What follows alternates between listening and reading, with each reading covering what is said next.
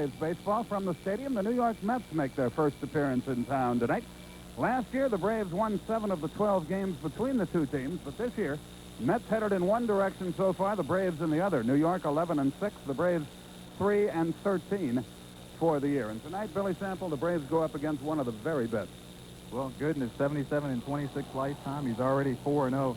But one good thing for the Braves, Gooden is only 2-2 against the Braves with a 4.10 earned run average. So the only losing record, or the only non-winning record he has. Tom Glavine, on the other hand, has already been matched up with Valenzuela, Hershiser, Mike Scott, and now Gooden. Tough assignment, but the kid has pitched well.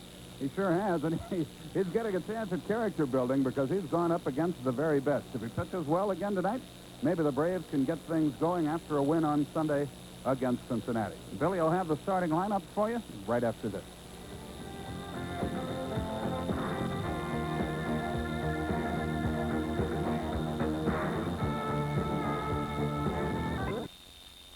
In the Army. Oh, you were in the Army? Yes. And now they're helping pay your wages. Oh. Welcome back to Atlanta Fulton County Stadium. Here's the lineup manager Davey Johnson brought to the plate. Leading off in center field, William Mookie Wilson. Batting second at second base, Tim Tuffle. Batting third at first base, Keith Hernandez. In right field, cleaning up, Darryl Strawberry. In left field, batting fifth, Kevin McReynolds. Catching, Gary Carter. Howard Johnson will be at third base, batting seventh. Kevin Elster, shortstop, hitting eighth. And Doc Gooden on the mound. You take a look at Doc Gooden. Here's the lineup that he'll face tonight. Manager Chuck Tanner has changed it somewhat. Deion James will lead off playing center field. Ronnie Gann will bat second at second base. Dale Murphy batting third tonight in right field. Ken Griffey in left field batting fourth. His first start since April 15th. Gerald Perry at first base. Ken Oberkfell batting sixth at third base. Bruce Benedict moves up into the seventh position, catching. Paul Renge playing shortstop in place of injured Andres Thomas. And the pitcher, Tom Glavine. The same umpiring crew we've had for the last series. Randy Marsh will be behind the plate. Dana DeMuth at first. Harry Wendelstedt at second. And Dutch Renner at third base. In the other baseball, it's all tonight. Cincinnati is at Montreal. Robinson against Yeomans. Philadelphia plays at Houston. Shane Raleigh against Mike Scott. Chicago is at Los Angeles. Greg Maddux against Tim Leary. St. Louis at San Diego. John Tudor against Eric Shaw. Tudor coming off the disabled list. Shaw wants to be traded. Pittsburgh is at San Francisco. John Smiley against Rick Russell. In the American League, Kansas City plays at New York tonight. Charlie Leibrandt against Al Leiter. Seattle at Cleveland. Moore against Candiotti. Oakland at Toronto. Storm Davis against Dave Steve. California at Detroit. Witt and Robinson pitch that one. Baltimore is at Minnesota. Morgan and Viola are the pitchers. Boston plays at Chicago. Boyd against Melidio Perez. And Milwaukee is at Texas. Bozio against Guzman. That's all the other baseball. It's all tonight, and we'll be keeping up to date on it as the evening progresses. A beautiful night for baseball. A 5:40 game here tomorrow. Zane Smith will pitch that one for Atlanta against Ron Darling. And then the Philadelphia Phillies come to town over the weekend. Peter Smith against Bruce Ruffin. Rick Mailer against Don Carmen. And Glavine will pitch again on Sunday against Shane Raleigh. He takes his warm-up tosses here. And he'll face Mookie Wilson, Tim Tuffle, and Keith Hernandez in the first inning. The Mets are a team of contrast this year. Gary Carter off to a great start with 6 homers, a .320 batting average. Kevin McReynolds hitting .360. Darryl Strawberry. After all the controversy in spring training about the article that appeared in, I think it was Esquire magazine, Strawberry is hitting .397 with a slugging percentage of .724. Mookie Wilson off to a good start at .293. But Tuffle at .156, Hernandez at .158, Howard Johnson at .179, young Kevin Elster, the shortstop, at .157. Still in all, they're 11-6 for the year, and this is a very good ball club with an excellent, excellent pitching staff. Davey Johnson's career, a strange one. What his future will be, no one knows yet. At first, he was out the door after this year. Now the door is reopened a crack, so I guess how the Mets do this year will determine his future, if in fact at the end of this year he still wants the manager. At one time he felt perhaps he'd had enough, but now he seems to be headed back towards staying in the managerial part of it, Billy. Well, I get the feeling, as I guess a lot of people do, that if they win it, then he stays, and if they don't win it, then he considers other options. Well, they ought to win it on paper, but, you know, you don't play the games on paper, as everybody knows. Right now, the Mets are 2 games behind the Pirates. But they're 6 games in front of the Cardinals, who everyone feels before it's all over might be their biggest nemesis. We're underway, and Glavine deals a strike. Glavine is the kind of young man that I don't think will be bothered by the fact that he's matched against the very best in the league every time out there. He is not cocky, is a word you don't like to use. That has sort of a bad connotation, but he is not an easily intimidated young man. Well, it's a fine line between cocky and confidence, and he certainly seems to have a lot of that and a lot of poise out there. And one of the things you hope that doesn't happen is that he loses the confidence, because he has pitched some close games where he deserves to win and didn't. But he seems, as you say, not to be concerned by that, as Mookie Wilson tries to check his swing and fails. And Glavine records the first out. And his first strikeout of the night. Tim Teufel is the batter. It's like a chase 2-strike curveball, and you try to start it out of the strike zone, because when you're headed to count like that, you really don't need to leave it in the strike zone. And Glavine started it out about knee-high, and it just dropped, and Wilson couldn't hold it back. Teufel at 156 with 3 RBIs. He's got Wally Backman on the bench. But if he doesn't hit a little bit, that's subject to change. 1 ball, no strikes. Teufel's a good fastball hitter. Came over from the Minnesota Twins a couple of years ago. Has a big swing. Last year in only 299 at-bats. As he takes that ball low. He had 61 RBIs. 2 balls, no strikes to count. 1 out, nobody aboard. Top of the first.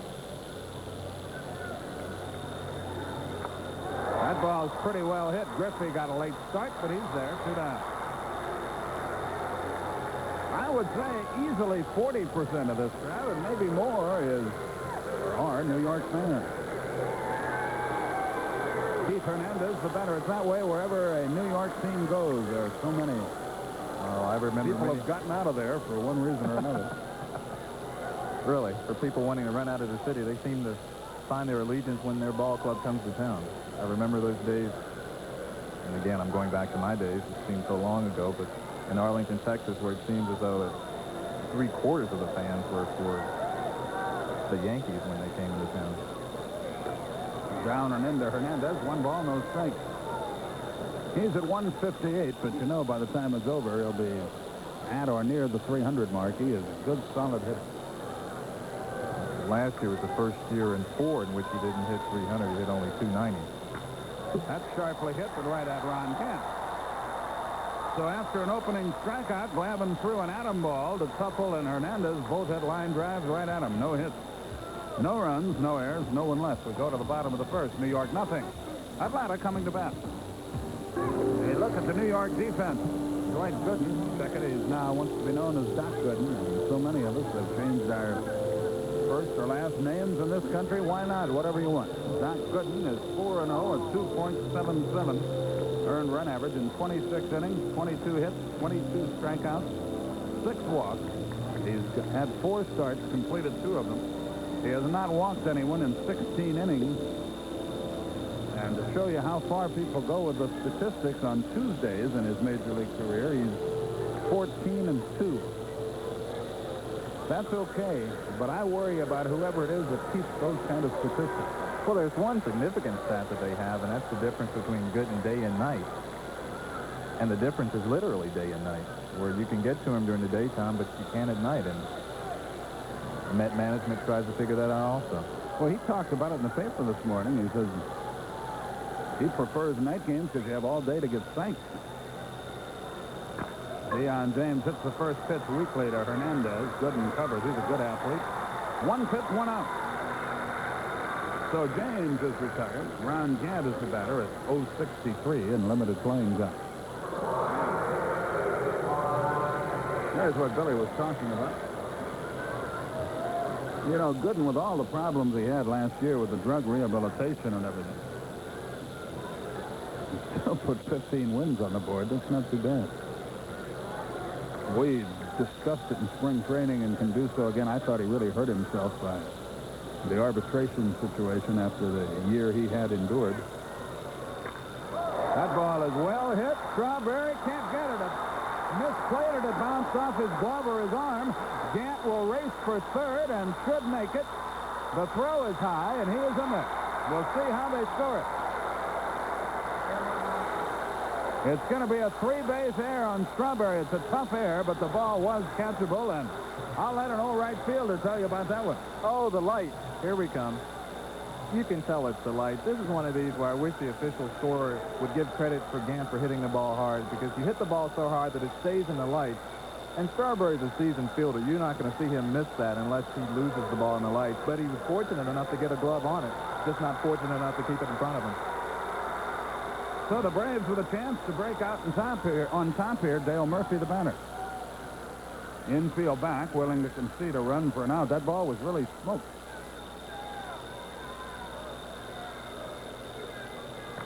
Well hit. Look out, Bob Skinner. That almost got a photographer down the right field line. 0-1. Let's get back to the Gooden arbitration. We're kind of argumentative kind of guys here in the booth. But I believe they offered him a cut. Now, you felt that they should have taken From a cut. what, from 1.9 to 1.8? No. He wasn't making that much. 1.5 to 1.4, I believe. And their theory was that had he been available all year, they would have won the division, which is arguable, but they probably would have. That ball's line past Hernandez. The run is in. Murphy on his way to second. He'll make it easily. He rounds second, but he'll stay right there. The ball pops away, but he still stays at second base. It's 1-0 Atlanta. And both right-hand hitters have hit the ball to the off-field. Braves have the lead.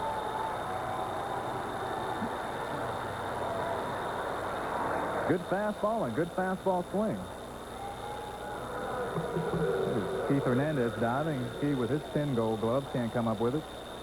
And the Braves have something going in the first. And here's Ken Griffey at 0.87. He hasn't played much. In his career, Griffey 1 for 4 against Dwight Gooden. It's 1-0 Atlanta, a runner in scoring position. I know what you're going to say. Still, he won 15 games, and he surely did. And still, Terry Leach was 10-1, the guy that replaced him. You can't even figure Gooden, as good as he is, would go 10-1. Well, you think Dwight Gooden should get more money because Terry Leach had a good year?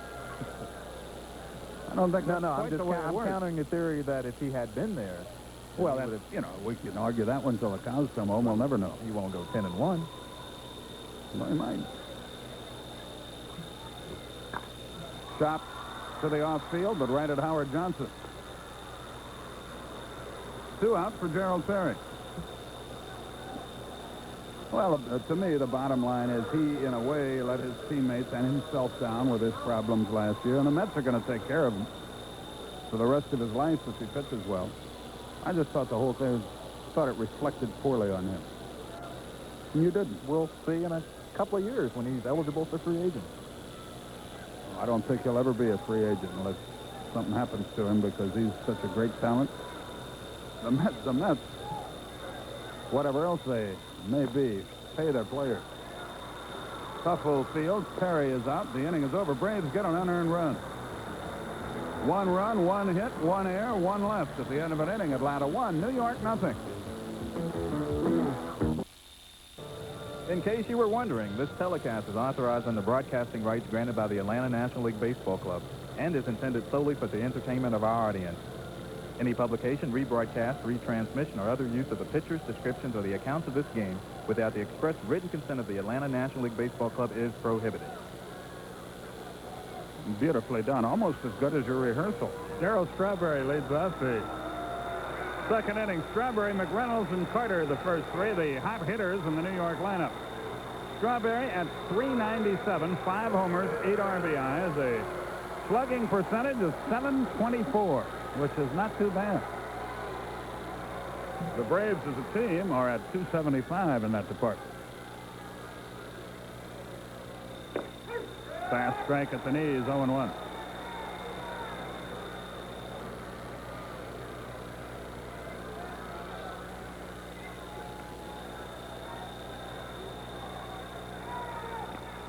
Another breaking ball, 0-2 the count. This guy reminds me of Ted Williams. Bigger and stronger, I think, than Ted was, but it's both big, slender left-hand hitters. Not quite the contact hitter Ted Williams Yes, was. might be before it's over. The 0-2. Got him with a breaking ball. Good job by Glavine. Good curveball. Two-strike curveball. You don't throw it for a strike. Glavine and Bruce Benedict are really on so far early in the game. Kevin McReynolds at 360. 3 homers, 8 RBI.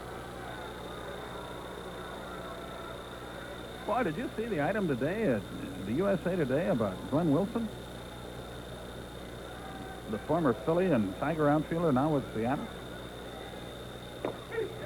Fast strike. He's hitting just 194, and last winter, right after the trade, was diagnosed as having an irregular heartbeat, which sounds probably worse than it is. A lot of people have that. Fly ball right field. Murphy coming hard. He's there. 2 out. But they put him on some medication to help control that. And he felt that the medication was making him sort of lethargic, and so he's gotten the doctor's prescription to cut the dosage in half. He's a good ball player. It's a shame that such a thing is lousing up his career. Well, it's a little tougher than being, in a way, being a diabetic, because there are enough diabetics that you know how to treat something like that. In an irregular heartbeat, there's no couple of people that could tell him how to take the medicine or how his body might react to it. Last year, Gary Carter hit .235 with 20 homers, 83 RBIs. This year, 6 homers already. 2 balls, no strikes.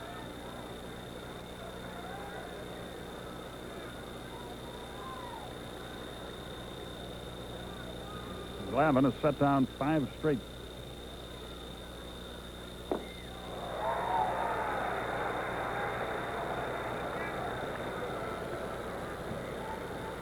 Two and 1 the count on Carter. Howard Johnson waits to hit next. Fly ball, pretty well hit left field. Very well hit left field. Griffey admires it. Tie game. Second home run ball thrown by Glavine, number 7 for Carter. And just like that, the Mets are on the board, and their fans are on their feet, and there are a bunch of them here.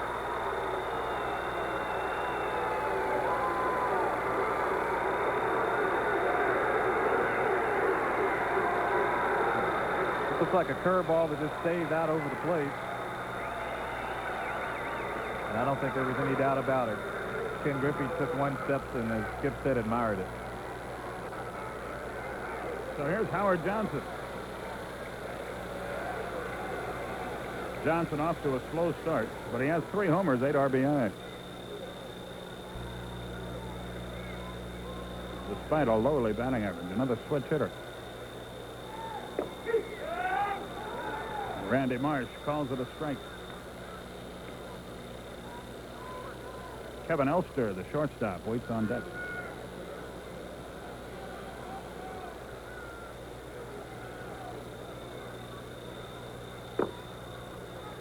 As we go along here, Billy, let's just talk generally about a kid like a Kevin Elster who has been handed a starting job for a New York team, a very good New York team, a team picked by most as the best in the National League. How much tougher is it to break in as a Met than it would be, say, as a Texas Rangers or a Cincinnati Red or an Atlanta Brave, for that matter? Well, it's New York, and obviously that's the hub. The focal point everybody's looking at you. It's easier in a way because he's around such a talented club. And then it's tougher because it is New York with all the pressures that you inherit being a New York player. What are the pressures? Just because there are so many writers and I mean, to me, I'm amused every time I go to Shea. It looks like an anthill down on the field. There's 8 million guys with tape recorders and notepads. And they do actually scurry around, it appears. A little pop, short right. Murphy coming hard. Gets there, and the inning is over. Good running catch, Dale Murphy. But the Gary Carter homer has tied the game. It's the only Met hit. We go to the bottom half of the second inning. All tied, 1-1.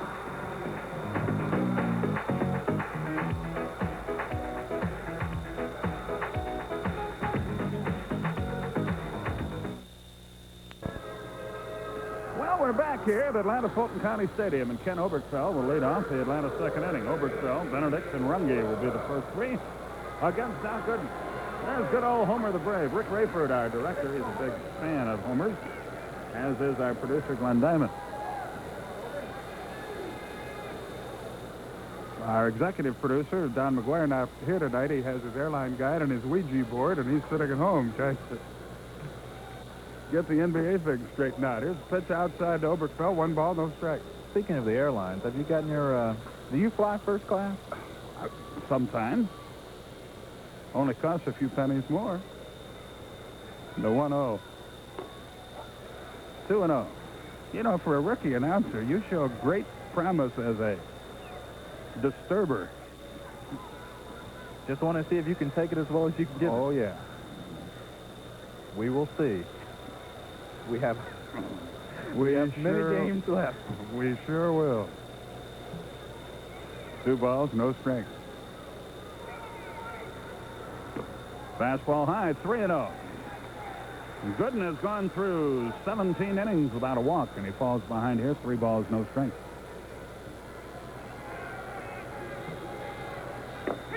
There's a strike. It's 3-1. Speaking of that kind of thing, one of the Mets' fine radio broadcasters, Gary Thorne, wants to be remembered to his good friend Jiggs McDonald, the Islanders hockey announcer, who I'm sure is looking in tonight. The 3-1, sharply hit. Tuffle, good play. World throws him up. Tim Tuffle took a base hit away from Oberkfell. 1 away. Here's Bruce Benedict. Nice play. Tuffle has his glove out almost as soon as Oberkfell had the bat in his hands. He had it out going to his left, anticipating any bad hops. Actually, there haven't been any bad hops so far in this field. A few years ago, it seems that there would be a hop or two, especially around football this time, but so far this season, the infield has looked real smooth. Bruce Benedict 0 for 4 lifetime against Gooden. But he's got a lot of company there. Fastball high, 1 ball, no strike. 1-1 our score. We're in the bottom of the second. Billy Sample, Skip Carey with us. You were mentioning Jiggs McDonald. I believe he's taking Thorne's place doing the Capital Devil playoff series. Yes, he is. 2 balls, no strikes. They're close personal friends, or were, until I got involved in passing messages back and forth. Oh, well. The 2-0 pitch. Little tap down the third baseline. 2-1 the count. Well, let's check it out. We're going to keep close eye on Tim McCarver tonight. He hasn't begun perspiring yet. You see his new ad?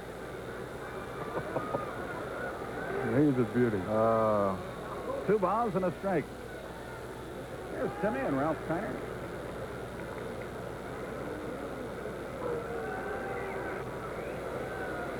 Two balls and a strike. 1 out, nobody on.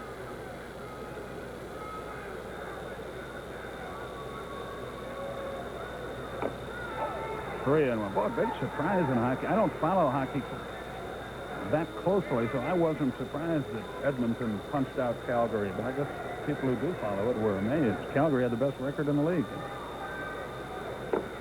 There's his first walk in 17 and a third inning. Benedict is aboard with 1 out, and Paul Runge the batter. I like it, and I follow hockey a lot. As people might be able to interpret. Too violent for me. Yeah. I did a few games for Jiggs when he was here with the Flames.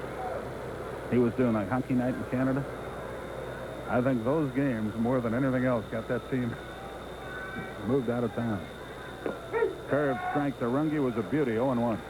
No, it is a good game. It's a tough sport on television. That has been the problem, but watching ESPN's coverage is getting better. You can follow the puck much better than you used to be able to. Oh, they're real good. Emmerich and Clement having to speak so quickly and then know 4 different lines of players on each team. Another curve, another strike. So Runge quickly in the hole, 0-2. Renner at first, 1 down.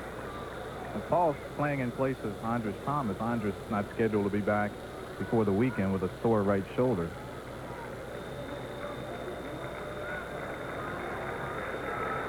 The Met fans want a strikeout here from Dr. K, who seeks his first for the night. And he gets it. 3 straight breaking balls. This is a tough mission when you have a fastball in the mid-90s and you throw 3. Look at that paint on the outside corner. There's nothing you can do about that. You can't lean over and look for that when you're behind the count 0-2. Speaking of hockey, here's a former Los Angeles Kings draft pick, Tom Glavine.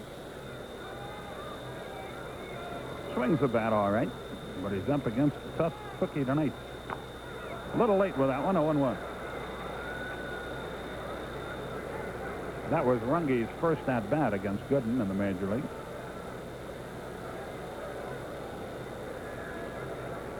Runner at first is Benedict, who walked. There are 2 outs in the inning.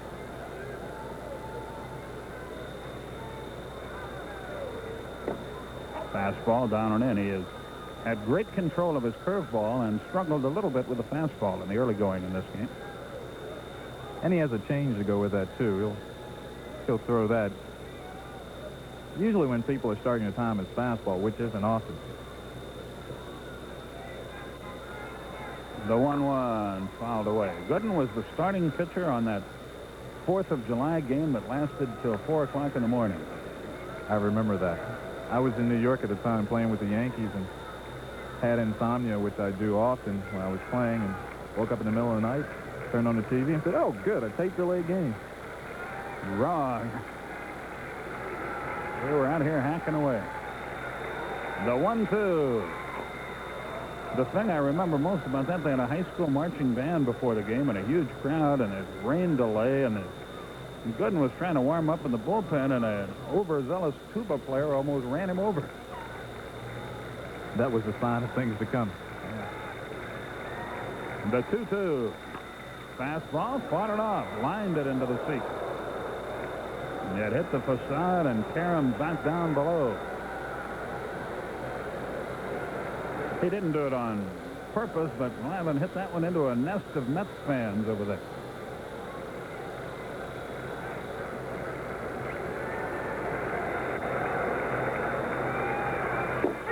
Fastball, strike 3 called, and over. So Gooden records his first 2 strikeouts of the night. No hits, no runs, no errors. 1 left at the end of 2. We're tied 1-1.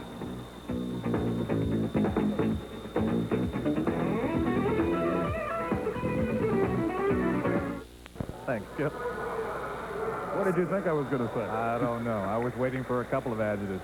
Tom Glavine in his 3rd inning, he's only given up 1 hit. That a 2-out home run to Gary Carter in the 2nd. He'll face Kevin Elster, Doc Gooden, and the top of the order, Mookie Wilson. Elster, 23 years old, out of Huntington Beach, California. Hit .310 last year at Tidewater, presently hitting .157. A couple of home runs and 6 RBIs. Takes the fastball outside for a ball.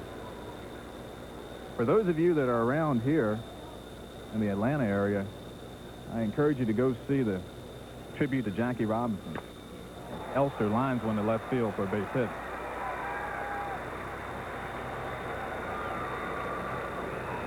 That's the 2nd Met hit. And in a sacrifice situation, although Gooden swings the bat well, is Doc Gooden. As he looks at Sam Palazzo, 3rd base coach. So I started to say, for the people around here at Atlanta University, there's a tribute to Jackie Robinson with a lot of memorabilia, a film library, and I'm big on history, so I would encourage you to see it. Part of a traveling tribute. Gooden squares, bunted foul. It'll be in Atlanta until June 30th, and then it moves from here to Chicago. On June 30th, with the NBA, Skip will probably be there. Chicago might still be there, that's for sure. They got a good team.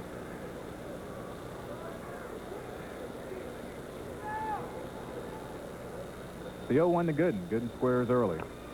Bunted down the first baseline. Perfect bunt. Glavine fields. Over to Ron Gant. Score that 1-4 sacrifice. Elster moves down to second base with one out for Mookie Wilson.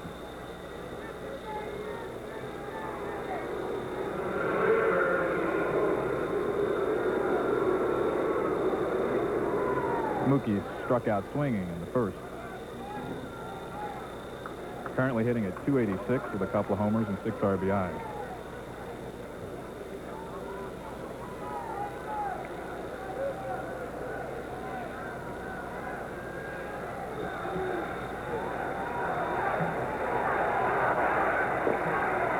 Curveball misses as the crowd starts yelling, "Let's go Mets," which proves Skip's theory that about half the people here are for New York.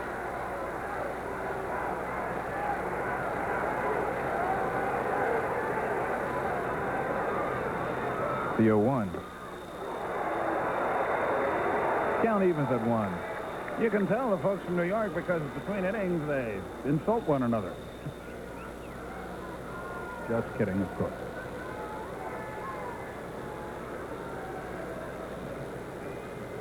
Sometimes it can get a little fast-paced and somewhat impersonal. I guess that goes along with big city life. 1-1 changeup misses outside.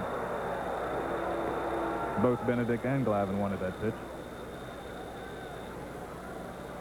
And this, I guess, is the opposite. It's laid back. It's traditional Southern living, slower pace.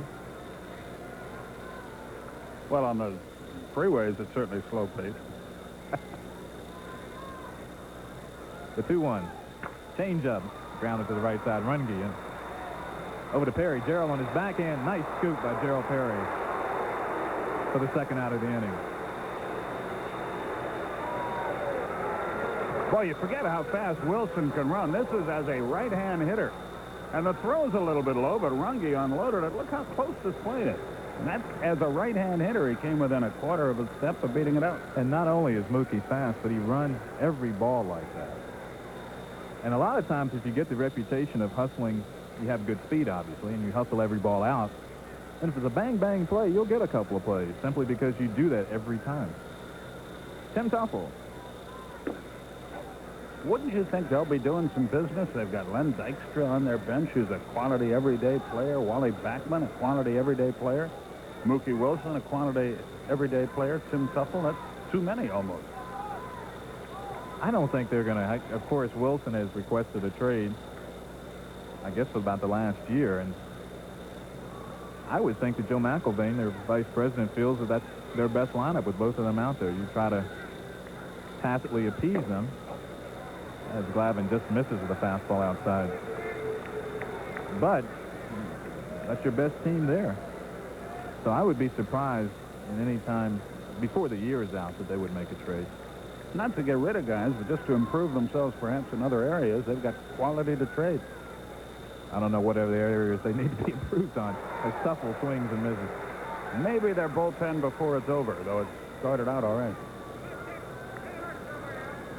Well, it would be ironic for the Mets, who are known for their pitching, to trade for pitchers. That'd be a little different. They have done what the Braves are in the process of trying to do. The 2-1 to Teufel. Curveball misses. 3-1. And that is stockpile as many young arms in your organization as you can get. You know they're not all going to make it. Arm trouble or something will strike them. Some of them just won't be good enough. But if you have too many, that's the most valuable commodity you can deal is good pitchers. Very astute. The 3-1 changeup misses outside. First base was open. Catcher Bruce Benedict didn't want to give in.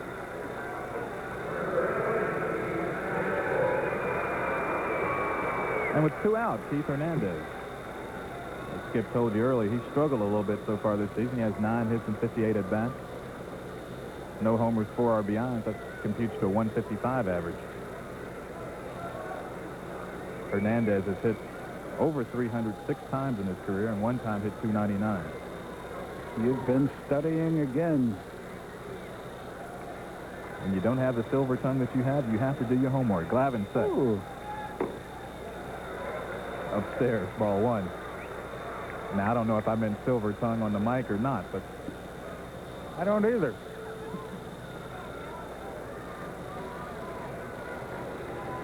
I think I'll just let him dangle there, folks. Fist it. Shallow center field. Runge over his shoulder makes an outstanding catch. And the Mets are out in their half of the third. They lead 2. After 2.5, scores tied at 1.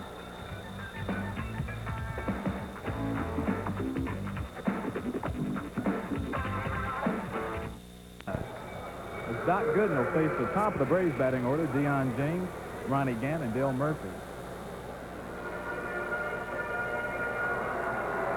The Braves scored a run in their half of the first. Ronnie Gant reached third on a 3-base error, right field by Darryl Strawberry, and scored on a double by Dale Murphy. The Mets countered with a Gary Carter home run in the second. Big curveball from Gooden stays up high.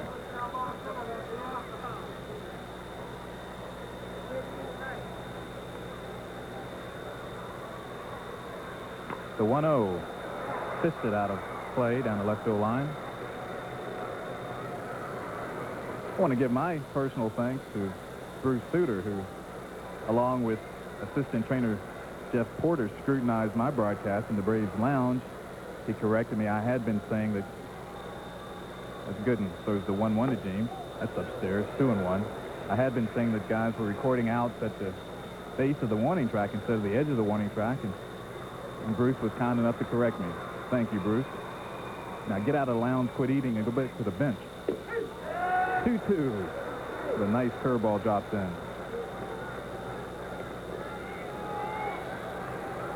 I think Bruce is in there, actually. They're trying to grow some hair on Jeff Porter's head. They have some kind of magical serum they're using. Fastball misses inside. Count runs full. So far, the results have not been good.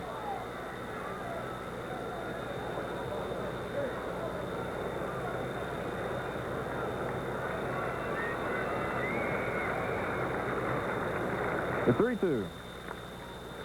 Fouled back to the screen. Dion hit .393 last year against the Mets with a homer and 4 RBIs and a dead bird.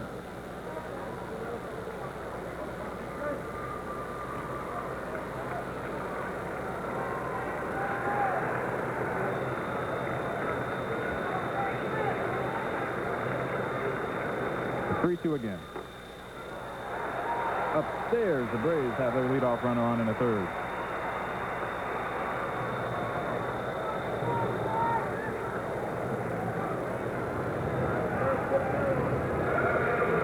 So after not walking anyone in 17 innings, Gooden has issued his second walk of the game,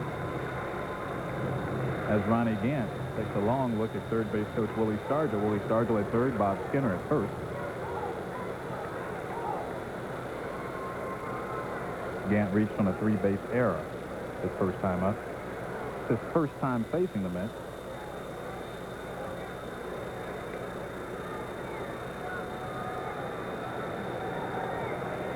I would think this is the kind of pitcher that Gant would like. Good fastball pitcher, good fastball hitter. Gooden chases James back.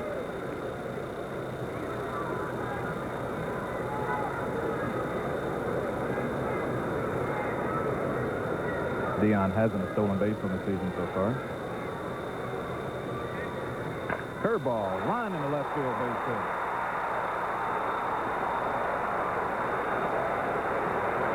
There was nobody out in the third. Braves on first and second for Dale Murphy. How to do this kid's confidence a world of good. He has hit 2 ropes off arguably the best right-handed pitcher in the National League.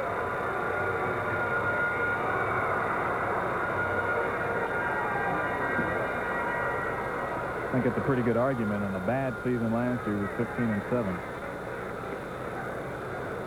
Mets play here tomorrow at 5:40, then go to Tidewater to play an exhibition game, then to Cincinnati, and then host the Braves Monday and Tuesday in Gotham. I don't know if it's coincidental, but since Dale has been moved to the third spot, seems to be swinging the bat considerably better. Not that anyone asked, but I applaud that kind of move. I think it gets him more on the offense, gets him more times at bat. As he was late on that fastball.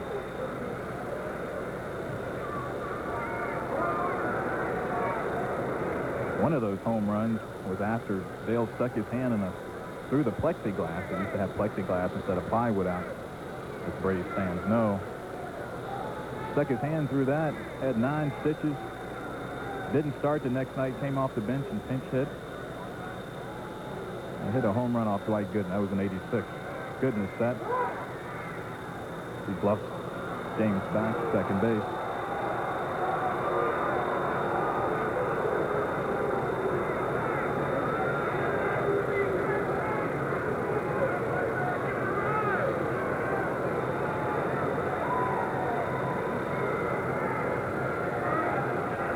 The 0-1. Ground ball. Elster. The tuffle. That'll be all.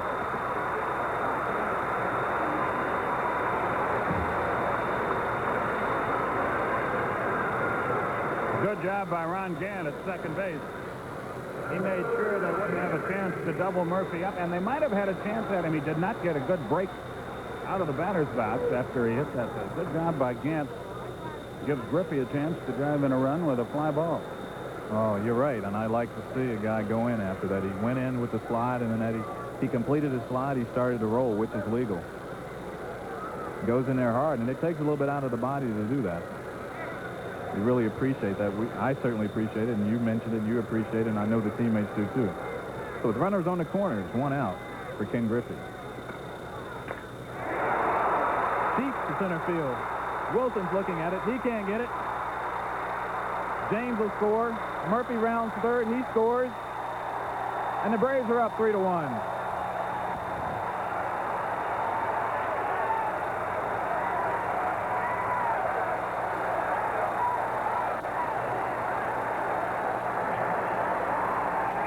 It's his second double. He now has 5 RBI.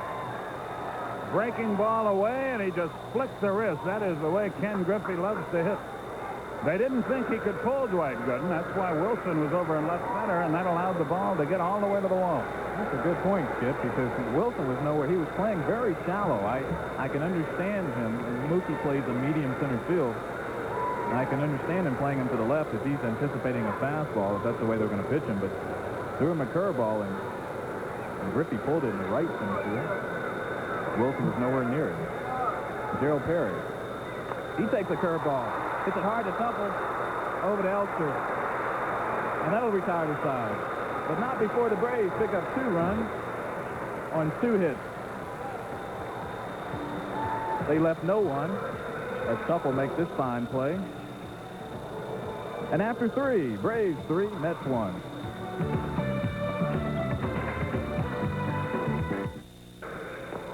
There you see the score as we go to the top half of the 4th inning. I'm Pete Van Weeren along with Ernie Johnson. And Ernie, it's not really that unusual to see Dwight Gooden struggling in this stadium. Yes, he is 2-2 lifetime against Atlanta. Hasn't pitched very well here, but he's pitched well against everybody else. I've never seen the ball hit quite this hard against Gooden, but it's still a very close game and still very early. Top half of the 4th, Darryl Strawberry, Kevin McReynolds, Gary Carter due up.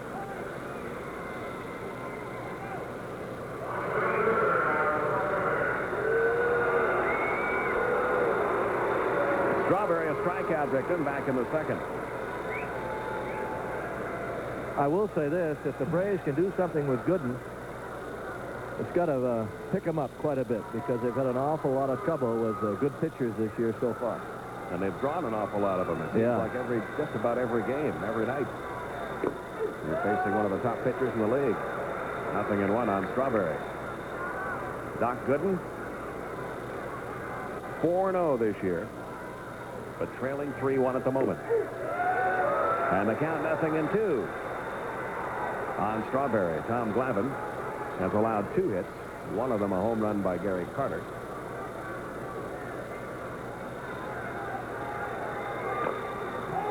That's a foul ball off his foot.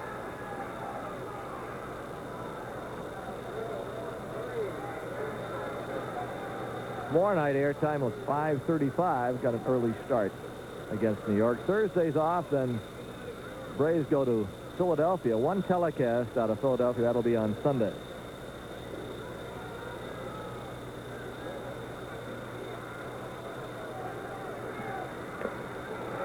Off-speed breaking breaking ball outside, a ball and 2 strikes.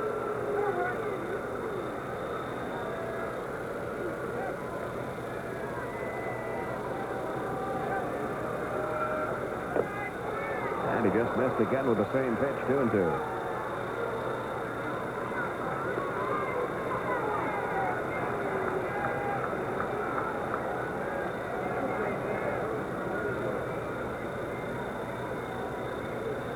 Strawberry trying to extend a 7-game hitting streak, up among the league leaders in just about every category. And after getting ahead 0-2, Glavine has now filled the count.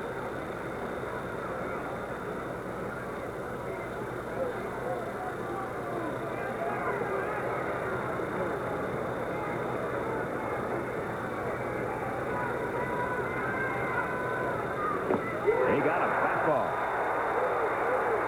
Third strikeout of the night for Glavine. Second time he's gotten Strawberry. Got him on a curveball first time. This time it's looked like a fastball. Round number 1. Now Kevin McReynolds, who flied to right his first time.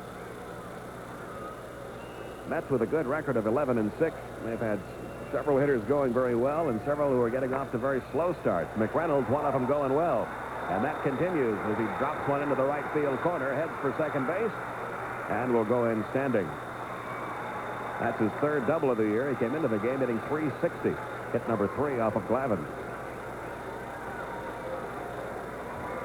McReynolds, one of those quiet superstars, really. And just wind him up and send him out in left field. And don't ask him to make a lot of comments. He hates to be interviewed and things of this nature. In fact, he's often said, let some of the other guys talk. So all he does is hit about 25 or 30 homers and knock in 85 to 90 runs and bat 300. That was a great acquisition for the New York Mets in that deal with San Diego. Gary Carter hit his 7th homer of the year back in the second inning. 0-1. Carter off to a sensational start after a somewhat disappointing 1987. He still wound up in pretty good shape in the RBI department a year ago. His batting average was way down, though, but not this year so far. 1-1 the count.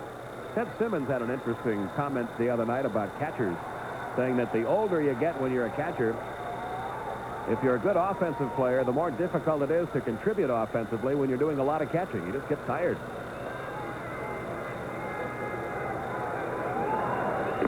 Carter not showing that so far this year. He's at the same age that Johnny Bench said, I've had enough of catching. They moved him over to third base.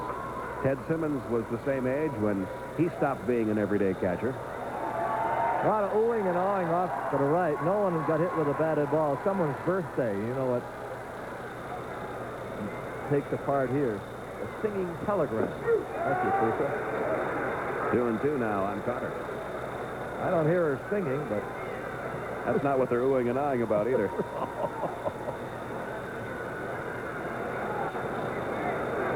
One man out here in the 4th inning. McReynolds down at second. Braves leading it 3-1.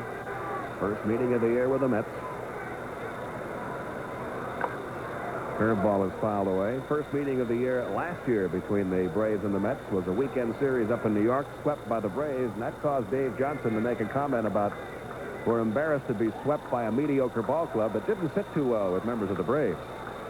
Chuck Tanner in particular was a bit perturbed about that comment. Well, Davey over the years has made some beauties. I mean, he's made some Very comments. outspoken. Yeah, especially concerning the Cardinals. In other words, the other day they lost the Cardinals. He said, we didn't expect to beat them every game. Full count now, 3-2 on Gary Carter.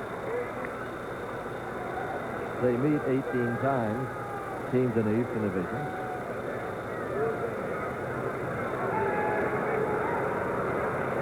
Howard Johnson waiting on deck.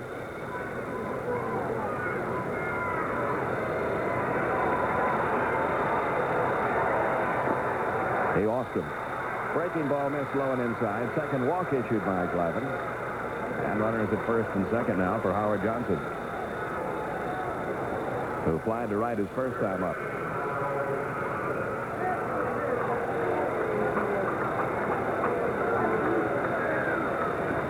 lot of people around the National League after that year Howard Johnson had last year saying, let's see him do it again. That's a good graphic right there along those lines. He really went to work in the offseason 2 years ago to improve upon all of his figures. He took a lot of extra batting practice, underwent a weight program, also underwent a visual skills training program. Hit deep to right center field. Let's see if Deion James can get there. He can. The runners have to go back. 2 down.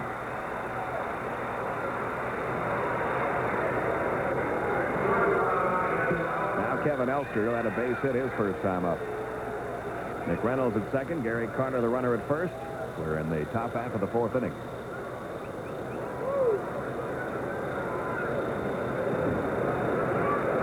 Very important hitter for Glavine. If he can get him, the pitcher leads off the next inning.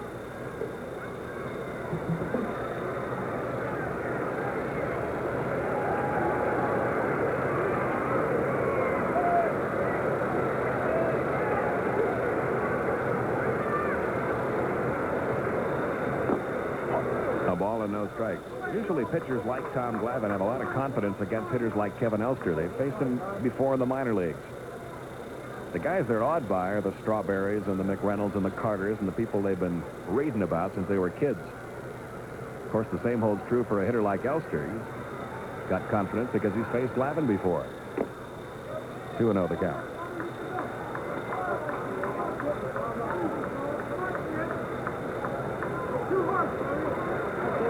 I like what Pete Smith told you on the radio pregame show about how last year he was in awe of such hitters as Guerrero, and he had to get over that. That's why that experience was good for these young pitchers when they were called up last year. They're over that now. Now it's just get the hitters out. Doesn't matter who they are. 2-1 the count.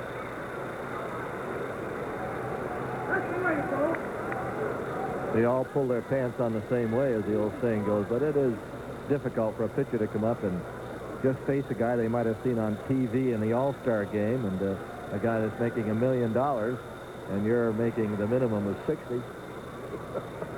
Little different. Yeah. That first time around, anyway. Yeah. There's the 2-1. The count even on Elster now, 2-2. Runners are at first and second with 2 outs. We're in the top half of the 4th inning. The Braves with a 2-run lead.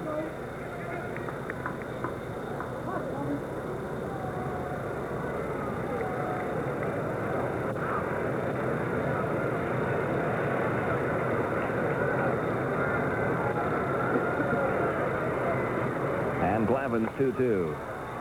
Toward the line and right. Murphy on the run and couldn't quite hold on to it. It is a fair ball. 2 runs are going to score. The throw home might get the second one, and it does. Gary Carter took a very wide turn coming around third.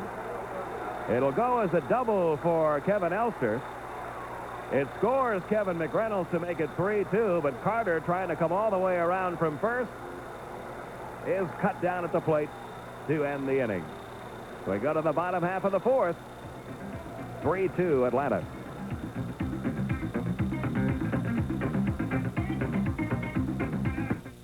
Braves hang on to the lead as we go to the bottom half of the 4th inning. Ken Oberkfell, Bruce Benedict, and Paul Runge do up against Doc Gooden. Murph got a pretty good scrape on the inside of that right elbow, too. Jeff Porter works on that as Oberkfell lines the first pitch off Howard Johnson's glove. Another line drive off Doc Gooden. Hit number 4 for Atlanta. They've had more liners off Gooden tonight than he usually gives up in 2 games. This ball is hit hard right off the glove of Johnson. Could have caught it, but he didn't. It'll be a base hit. Now Bruce Benedict, who walked his first time up.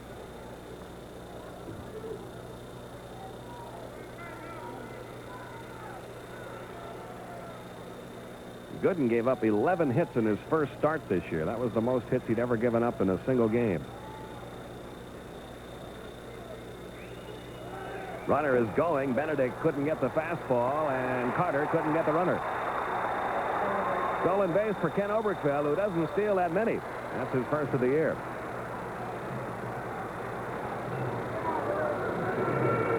You could not run on Carter in his youth. But he's 34 years old. He doesn't have the arm he used to, and Oberkfell gets in ahead of the throw.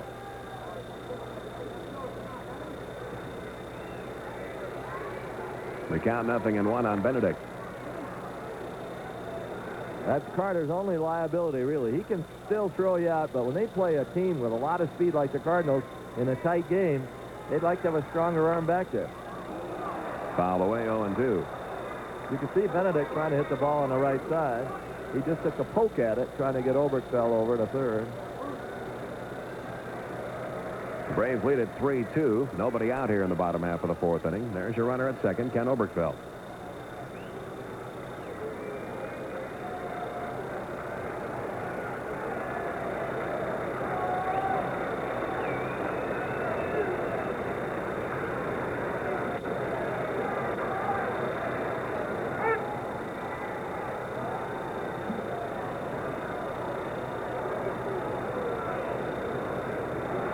Carter will begin the sequence of signs again.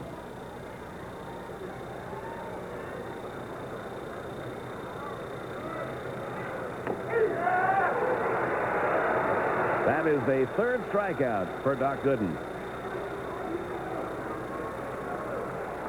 The old number 1 fastball. Look where the mitt was, and he hit it. Now Paul Runge was a strikeout victim in the second. All 3 strikeouts have been called third strikes. There have not been a lot of swinging strikes at all against Doc Gooden.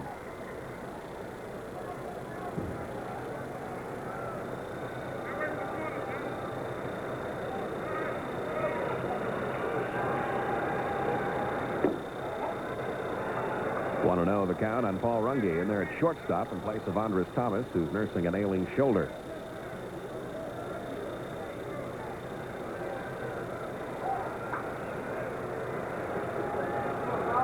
Oberkfell getting his lead.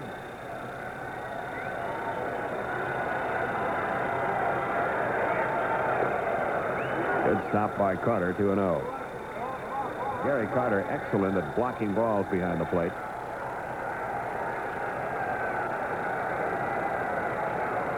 He's a very confident player, Gary Carter, who sometimes, as his teammates, get a little upset because they feel he's a little showy back there. There have been games when Carter's made a good stop behind the plate and the crowd gives him a hand. He takes off the mask and acknowledges the crowd. You don't see many catchers do that.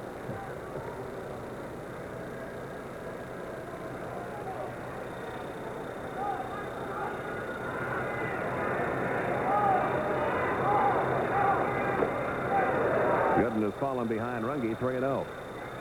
Gooden has walked 2 in the game.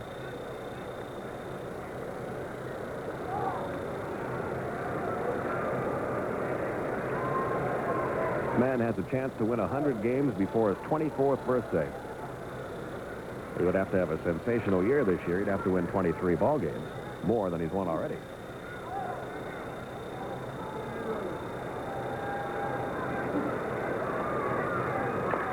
On the 3-0, Runge gets the green light and delivers into the right field corner. That'll get Oberkfell in. Runge heads for second. He'll beat the throw there. It's 4-2 Atlanta. First RBI of the year for Paul Runge.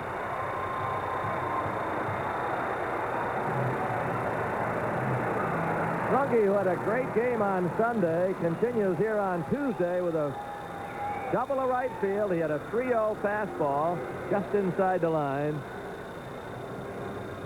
Oberkfell scores easily from second. The throw comes towards second by Strawberry, and Runge gets in there with a slide. 5 hits now for the Braves off of Doc Gooden. Tom Glavine, the batter. He was called out on strikes his first time. No activity in the New York bullpen.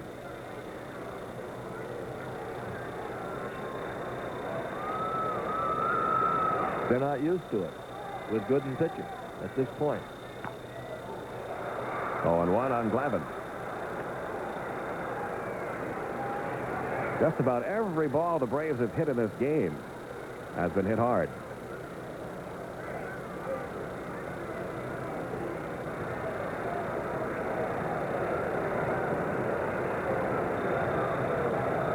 Gooden got out of the last inning when Gerald Perry hit into a line drive double play.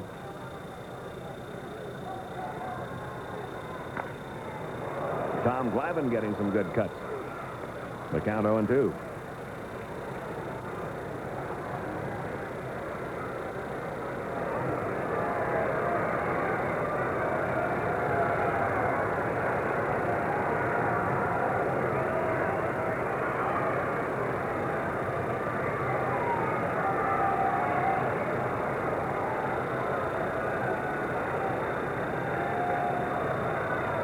Now a 2-strike pitch. The curve missed.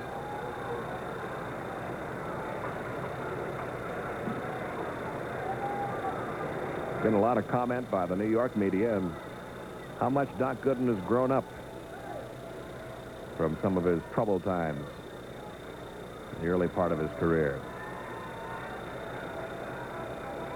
Runner is going. Glavine fouls it back.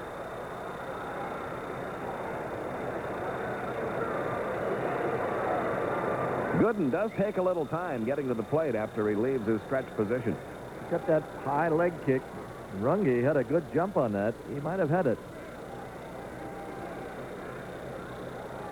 Of course, in a lot of games, Doc Gooden doesn't have to worry too much about base runners because there aren't any. Yep. Had a perfect game into the 6th inning against the Phillies his last time out.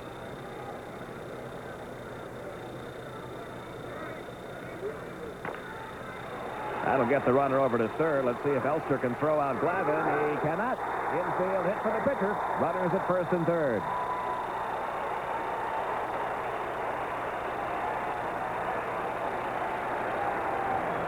Glavine with some good speed beats the high bouncer out towards second. Elster comes up cleanly, but it had too many loops in it. Runners first and third for Dion James. James 0 for 1. He grounded out to the first baseman in the first. He walked and came around to score in the third. Braves now with 6 hits off Gooden. James is a good fastball hitter. Let's see if he gets a chance to hit a fastball. Of course, the Mets know that, too.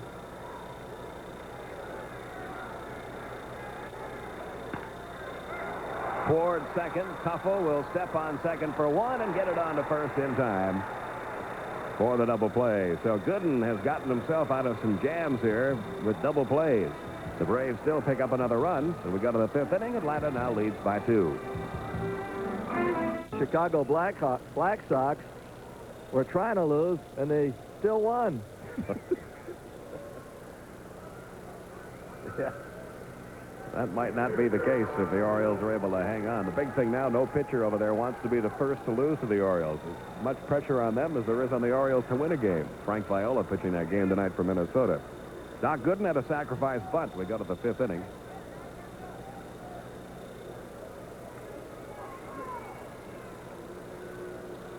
Tom Glavine finally getting a few runs scored for him early.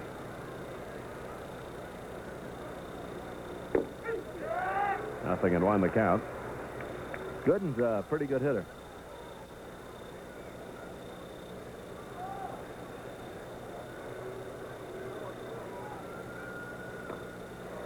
He tried to stop his swing. Couldn't do it. 0-2. See? Zane Smith against Ron Darling tomorrow night. They begin at 5:35 Eastern time.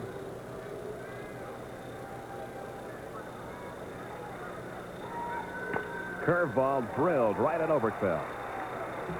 You could see the difference in 2 curveballs. The first one he missed. The next one was up a little bit, and he hit it hard right at Oberkfell. A hanging curve is not a good curve. I mean, even if it's trying to break, it's got all the rotation and everything. It's just, it's going to be whaled if it's up there around his waist and in the middle of the plate. Mookie Wilson, a strikeout victim in the first. He grounded out to short in the third. Ball 1 the count. A lot of scouts in attendance. A lot of teams looking to improve their bench or improve their everyday lineup. Mookie Wilson, a player who might be available for the right price. You look down there, you see Ray Shore in the green jacket. Behind him, Hank King of the Phillies. The man Ray Shore is talking to, Jimmy Stewart of the Reds. Bertie Tebbetts is there from the Indians. Jerry Walker. And Anna Maria Island, Bertie Tebbetts. Jerry from the Tigers. Rube Walker from the Cardinals. Joe McIlvaine, the New York Mets executive, also in attendance. I get a feeling we're going to see a few deals made. Well, I think the Minnesota Twins are going to have to do something on Joe Niekro and Steve Carlton, and there are other guys. Detroit would like a right-handed power hitter. That's why Jerry Walker's here. I think they're looking at Renicky, someone like that. Count 2-1 on Mookie Wilson. Usually it takes two teams to get things started, and that's already happened with that big deal between the Cardinals and the Twins. And a lot of times when you're not playing well, and the Braves aren't playing well, and the Orioles aren't playing well, and other teams too, they think you're getting desperate, and they'll make you an offer. And sometimes they say an offer he can't refuse, but you got to stand up and be counted on some of those and say it's going to change here, and we're not going to give away any of these kids. 2-2 now on Mookie Wilson with one out in the top half of the fifth. Braves leading at 4-2. I think the Braves have been approached about Zane Smith all winter and even this spring. I'm thinking that, well, maybe if we give them 3 or 4, they'll unload this guy to us. Still 2-2. Cincinnati was in town over the weekend. They expressed some interest in Ken Griffey. And their scout Jimmy Stewart here tonight after the Red Series, which probably indicates a continuing interest.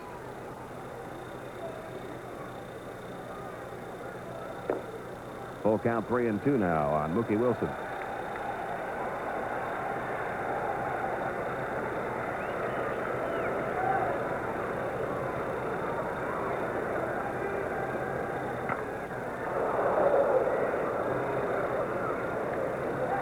Tim Tuffle will hit next. Tom Glavine seeking his first win. He pitched well enough on the last road trip in both of his games to win. He was beaten by the Dodgers 3-2, beaten by Houston 1-0.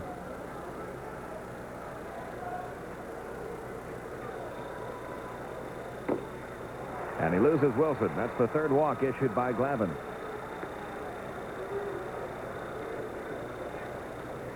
Well, he's been given some runs tonight. The Braves have 4 runs for him, but he's been in trouble in each inning but the first.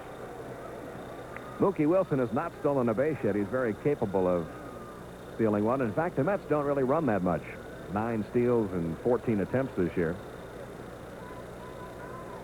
See if they put anything on with Tuffle at the plate. He's flied to left and walked.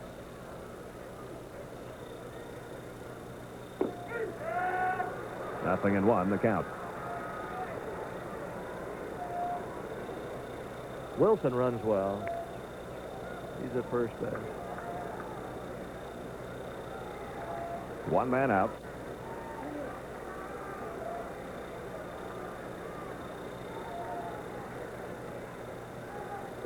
Well, that was close to a balk. That step that Glavine took. And Harry Wendelstedt watching him. I believe it was Harry Wendelstedt that called a balk on Glavine when he was umping at third base, and Tom couldn't understand that. The changeup misses. A ball and a strike now on Tim Tuffle. And it wasn't a balk. It wasn't a balk for not pausing. As Pete mentioned, left-hander is supposed to step at first base, but a lot of them get away with a step that's kind of halfway between first and home. Sometimes they'll call it.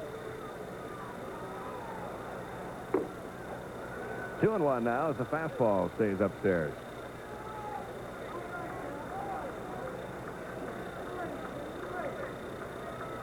Tim Tuffle getting a chance this year to see if he can do it on an everyday basis against lefties and righties. Wally Backman getting very limited playing time right now.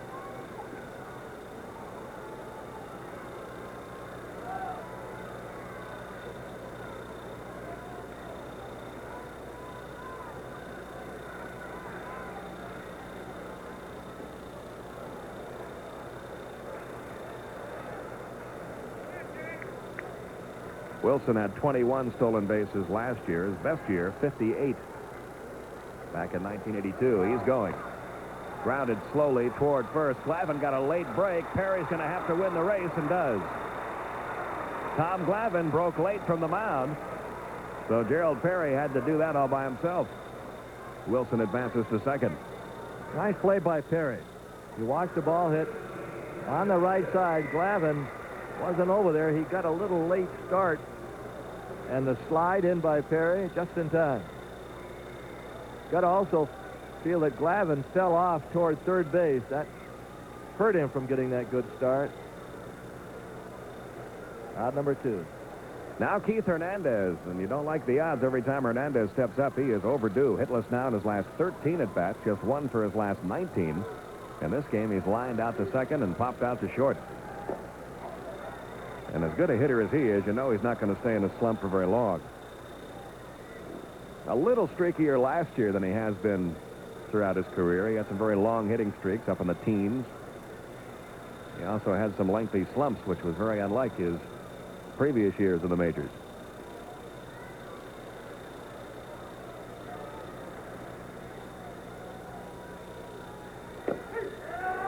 One ball, one strike, and Keith Hernandez. When it was all said and done a year ago, however, Hernandez still had those consistent numbers. 89 RBIs, a career high 18 home runs, and a .290 batting average.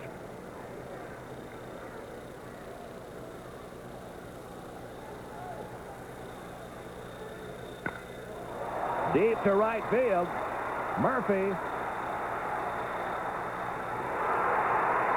And the New York Mets have tied this game up. Keith Hernandez with his first home run of the year.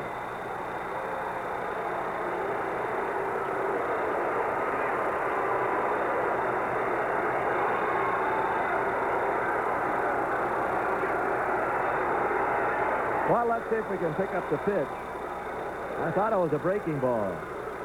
And it was, but it was hanging right in the middle of the plate and up, and Murphy going as high as he can, but this ball just gets over.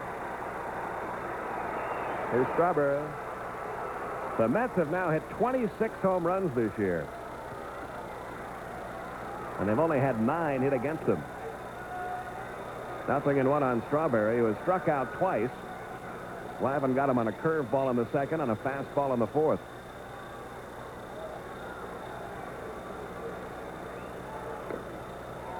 One ball, one strike. 4-4.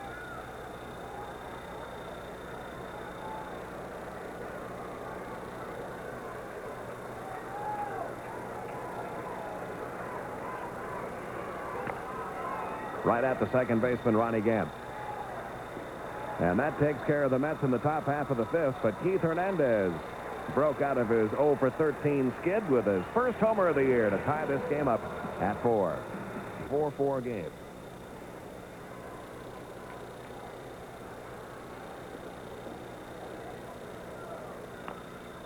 Out of play, 0-1.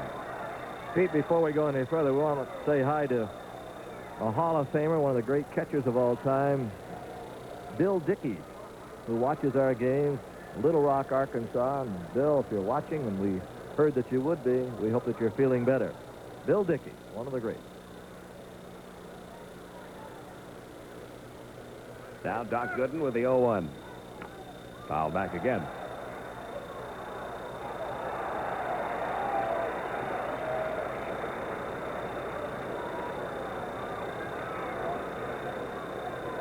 Gant will be followed by Dale Murphy, then Ken Griffey. Shows you how consistent Dwight Gooden has been in what is still a very brief major league career. Overpowered Gant with that fastball. 4 strikeouts now for Doc Gooden. This is a fastball on the inside part of the plate going in, and Gant stands. They even keep a stat on Gooden pitching on Tuesday. This is what we're up against. He's 12-2 on Tuesday. Come on. Well, I got one to give right back to him. But first, the pitch to Dale Murphy, who has doubled and hit into a 6-4 force play. Drove in a run with his first inning double. 0-1 the count. See, the Braves have now scored 43 runs this year. They've gotten 21 of them on Tuesdays. So take that, Dr. K. Good. We got some numbers to throw at you, too, pal. Here's the 0-1.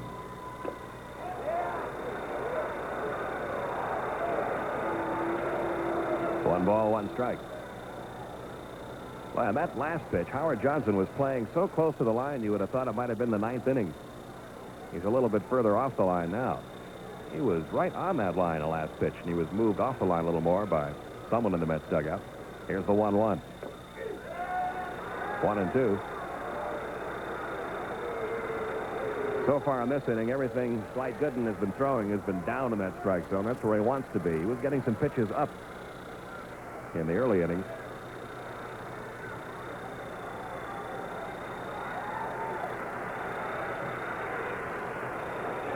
Two and two now on Murphy.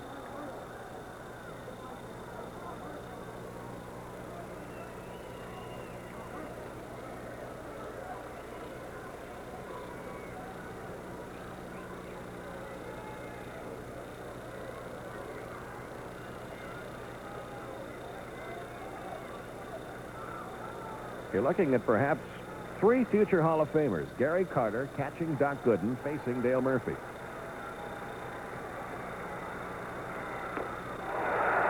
Mr. Gooden is heating up, folks. That's 5 strikeouts, and that fastball is just exploding in this 5th inning. He's also grounded out. This time, Mookie Wilson playing a much deeper center field than he was the last time that Griffey hit.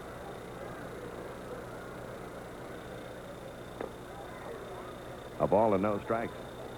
Last time Griffey was up there, Mookie Wilson was way shallow in center. He's back to a more normal depth now. One over your head will change the strategy. In fact, the ball hit on the warning track. Tuffle back in the outfield grass, throws out Griffey. Doc Gooden has his first 1-2-3 inning. We've completed 5, and we're tied at 4.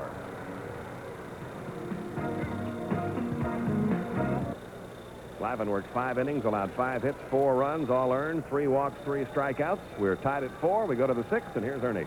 Okay, Peter. McReynolds, Carter, and Johnson, the first 3. New York finished second to St. Louis in the National League East last year. Bunt attempt to foul. They were 3 games back. Montreal was a surprise 4 games back in 3rd place. Jim Acker. He's had a little arm problem, but now has come back. He pitched in Houston. No balls and a strike. McReynolds is fly to right and doubled. And the curveball outside. They have 5 hits. The Braves have a half dozen. Foul away. Tom Glavine threw 79 pitches. He went 5 innings, gave up 5 hits, 4 runs earned, 3 walks, and 3 strikeouts.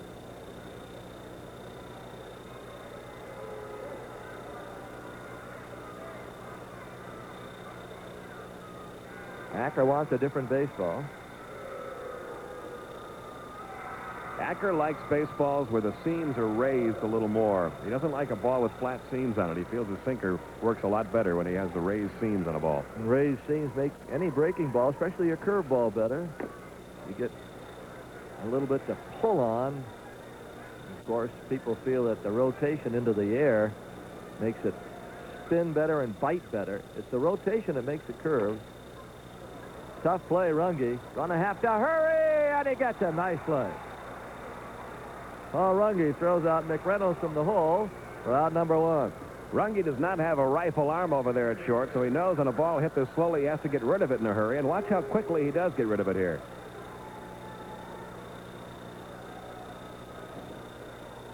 Now Gary Carter, who's homered and walked. Some pitchers can make that ball really spin like a top, and they get a better break in it. The better the spin, the more the break on a curveball. Carter appeared to hit a changeup for a homer the first time up. And the curveball hangs inside.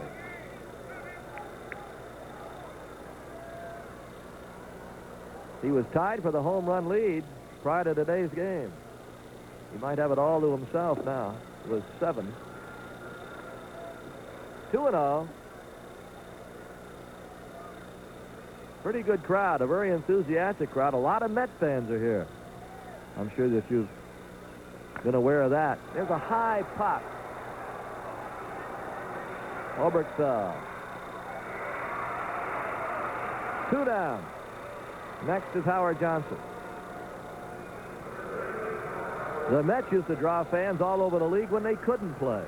So, needless to say, when they start winning, they're going to draw a lot more. And, of course, it also shows a number of people from New York who have moved down to the Atlanta area. A lot of New Yorkers down here.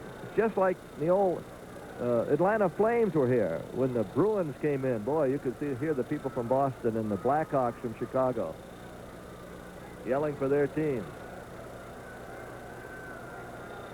Atlanta, of course, is a favorite spot for many, many people. It's a great area.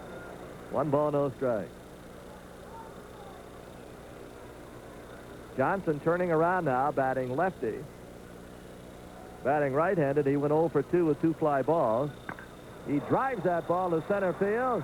Deion James grabs it on the warning track. A 1-2-3, a noisy third out. We go to the bottom of the 6th. We're tied at 4.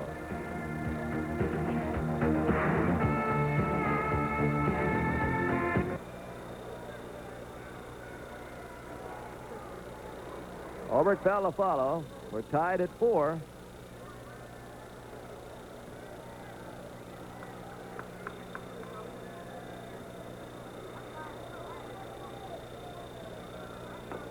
Dwight Gooden with a fastball over 90 miles an hour and a curve that crackles has been touched for 6 hits. They have 5. Braves led 1-0. New York tied at 1-1. Curve is hit high into the air in left center. Somebody should chase it down. Mookie Wilson catches a high fly ball off the bat of Gerald Perry. 1 down for Ken Oberkfell. Member of the Mets television crew, Steve Zabriskie, just stopped by. His parents, Ken and Lee, watch all the Braves games out in Salt Lake City. In fact, he said they're Braves fans. He's trying to convert them. That'd be very difficult. There are still people watching. We know that from all the mail. Here's a pitch. Not all happy, but they're still watching. A 1 bouncer to short. Oberkfell out. Obi now 1 for 3. Scored a run and stole a base in the 4th. The batter, Bruce Benedict, who's won. Benedict is the 7-hitter. Runge's on deck.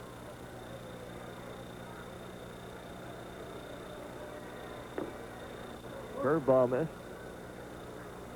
And Charlie Palaio starts to loosen up. He's got a nice string going. Palaio's been excellent in relief lately. Bouncer to short. The inning is over. Benedict, 6-3. We played 6. We go to the 7th, 4-4.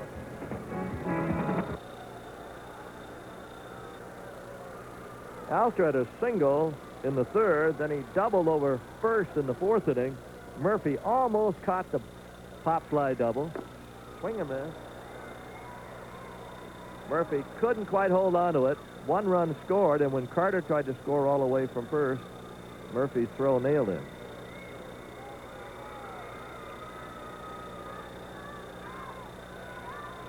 The 0-1. Make it 0-2. Another breaking ball.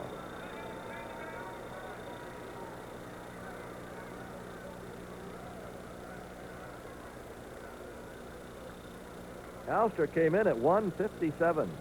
So anything's going to help. 2 for 2 tonight. He is going to be 3 for 3. Well, the number 8 hitter has hurt the Braves here tonight. His 3rd straight hit. And the hits are even at 6. Billy and I were talking about how tough it is for a kid to break in, be handed an everyday position in New York with all the writers and broadcasters and extra pressure that sometimes applies. But it hasn't bothered him tonight here in Atlanta. Now Dwight Gooden. You've got to have a strong character constitution playing in the Big A, as they call it. Especially the Big if Apple. You know, you're 21, 22 years old, boy. It's very distracting. Gooden will try to bunt, and he does. It's a beauty. Perry has 1 play. Back to Ron Gant. The sacrifice is perfect. They've got the tie-breaking run at 2nd. Now Wassenmacher gets up. Mookie Wilson will bat lefty. He's a switch hitter. Gooden handles himself well at the plate. He's a good hitter and he's a good bunter. Win yourself some ball games if you can do those two things. Wilson is struck out, grounded out, and walked.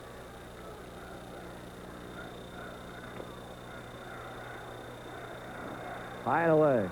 I don't know, Skip. I think if you're playing for the Yankees, it's more heat than the New York Mets. It just seems that way. There must have been a reason for that book called The Zoo or something. Well, the owner is very volatile there. That's not the case for the Mets. Pitch is high. 2-0. Great rivalry. Boy, I'm telling you, they're getting at each other's throats about different things like they wouldn't. They benched Santana, and the New York Mets yelled about that. Santana used to play for them last year. Billy Martin got upset with the comments coming out of New York. Out of the Mets dugout, I should say. You know what, though? It all looks pretty. It's all pretty good publicity in the New York Post and the Daily News, those tabloids up there. They're never at a loss for something to write about. 2 balls and a strike. If there's nothing going on, they'll invent something.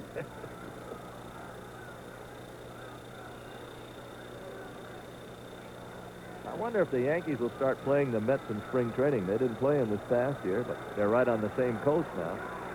And if they ever got in the World Series, wow. Left center field, that's trouble. All the way to the fence. Wilson turns it on. He will hold at second, a run in, and it's 5-4.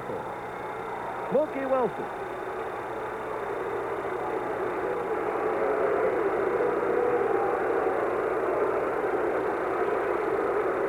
And this guy's a pretty good ball player, folks. Braves turn him around, the pitch tailing away, and he hit the daylights out of it. James had no chance. And another run in scoring position. For Tim Tuffle. Mookie Wilson was born in Bamberg, South Carolina. I'm sure he's got a lot of his friends here. Tuffle with one down. Toward left field, base hit.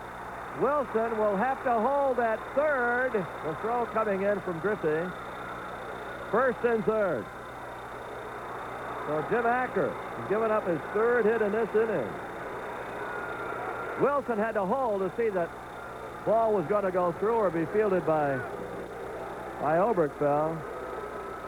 Chuck Tanner's on his way out. He's seen enough. Ostenmacher has been loose and a flip-flop. In other words, he doesn't want Ostenmacher to come to the plate as a second batter. Simmons will be in the 9 spot. Ostenmacher will bat in Benedict's spot, which is 7. And the Mets with runners at first and third. Hernandez and Strawberry, 2 left-handed batters, are due. Ostenmacher has pitched well this year. He had a good season 2 years ago. Last year he fell off. But this year Ostenmacher has 2 saves. He's 0-1, ERA 3.48. Hernandez hit a home run with one aboard in the 5th.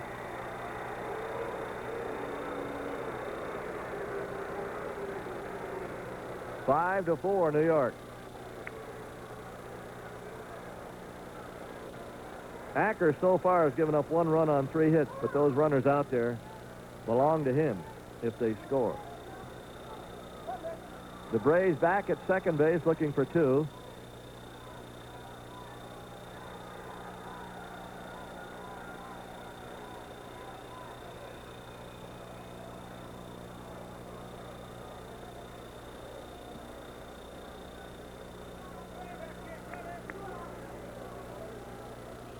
Good numbers by Paul Ostenmacher.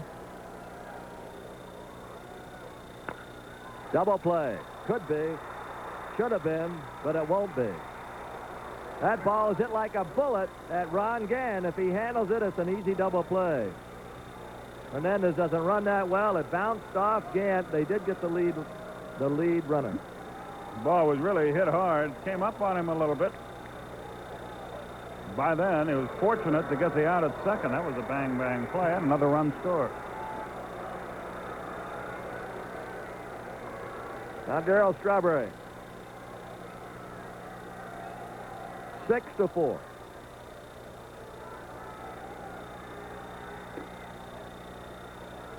Strawberry has struck out twice and grounded out.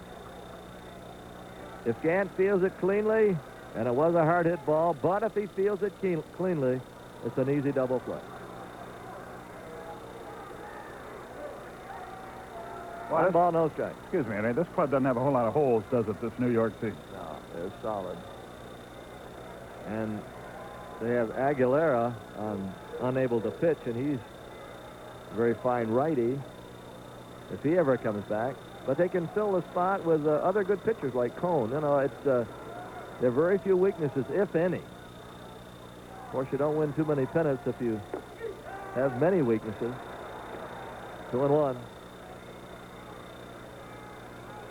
They had a lot of guys out last year and still almost caught the Cardinals, finishing 3 back.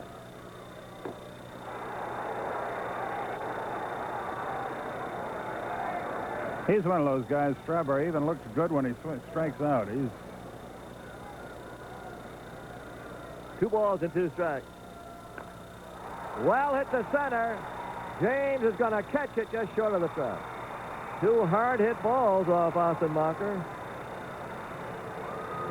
Turned into outs, but they pick up another run. We go to the bottom of the 7th, down by a couple.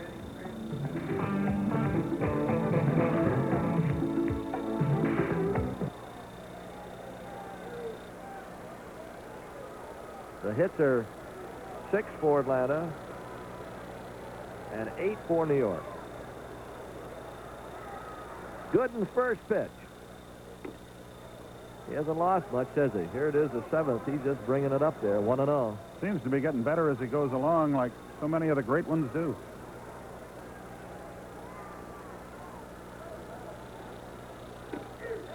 Those great ones can smell wind like a good horse in the stretch. 1 ball, 1 strike. But see if the Braves can do something about it. They've had some luck tonight. They've gotten some hits. They've scored 4 runs. They have 3 more turns.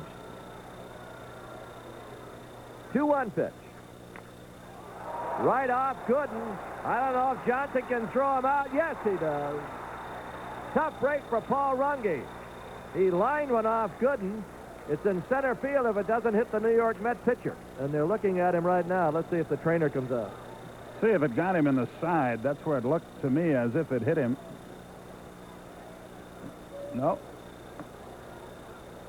Just below the hip, which is a much better deal than if it had hit him up around the rib cage. Davy Johnson on his way out to see what's what.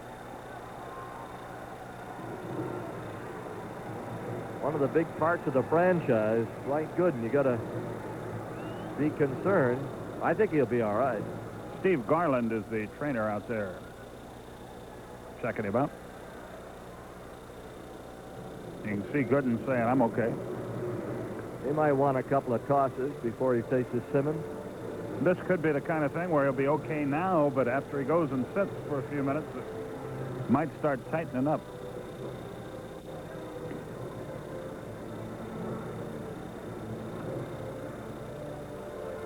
Here comes his fastball.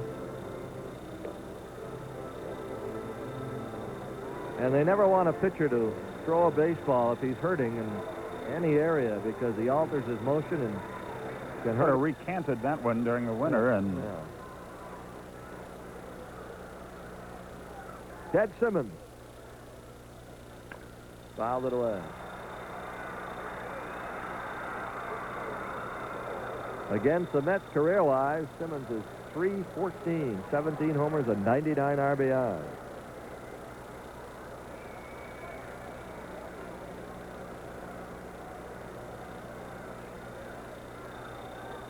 The 0-1.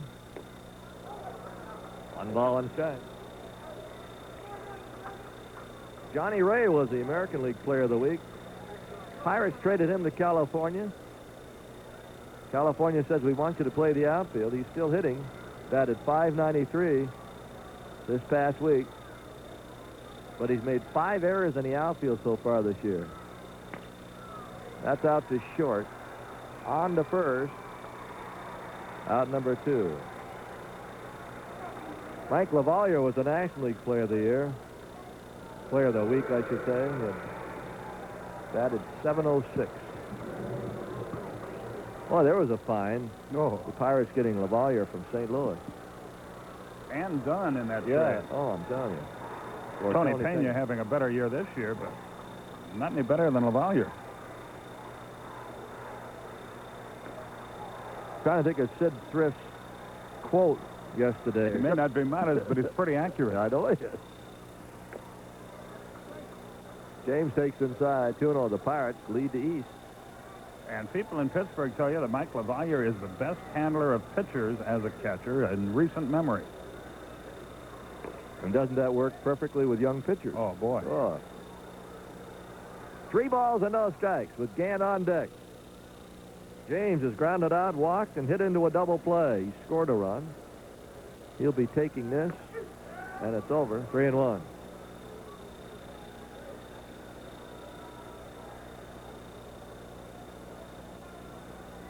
Eve might be in there in the next inning against those right-handed batters. I think he will be.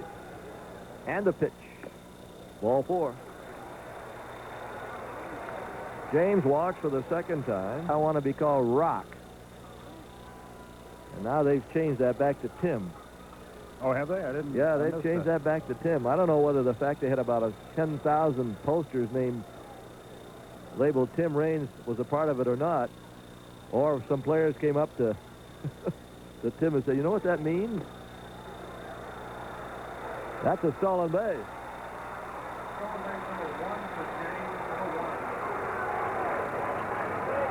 It was a funny time for that, and it was a bang-bang play at second. If the throw gets there on the fly, he's out with the tying run at the plate in the late innings of the ballgame. But he's in there. They tend to run on Gary Carter. Especially if you get any kind of a jump over there. Ron Gant, 1 for 3. Hit the ball hard the first 2 times up, then he struck out in the 5th.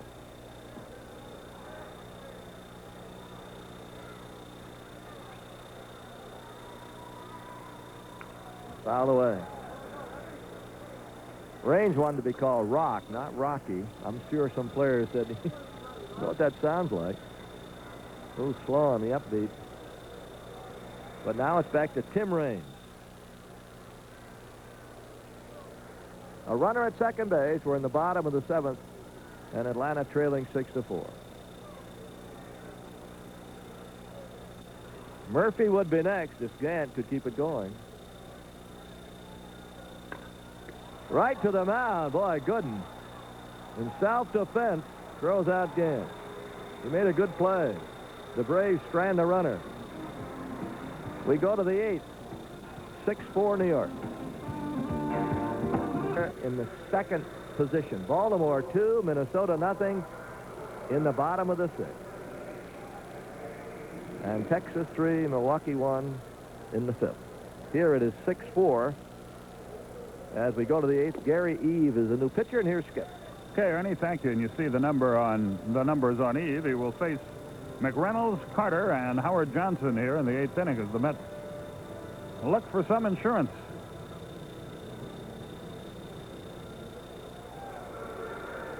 McReynolds is 1 for 3, doubled and scored in the 4th inning. If it ends the way it is now, Gooden will win it, Acker will lose it. But the Braves have 2 more chances at Mr. Gooden. Eve's job is to hold them right where they are. 1 ball, no strikes.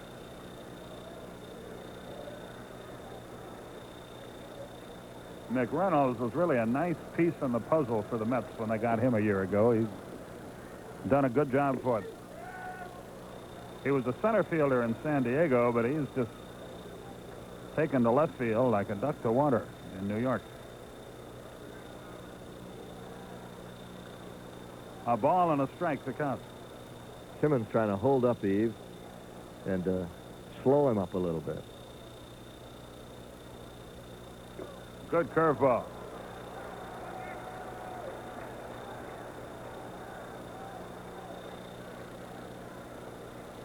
McReynolds out of Little Rock, Arkansas.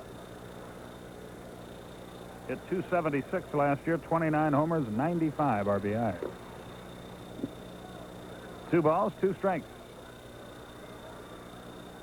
Zane Smith and Ron Darling tomorrow. It's a 5:40 game. We'll have it for you at 5:35. And the Braves are idle Thursday and head to Philadelphia over the weekend. Nowhere near. Full count, 3-2.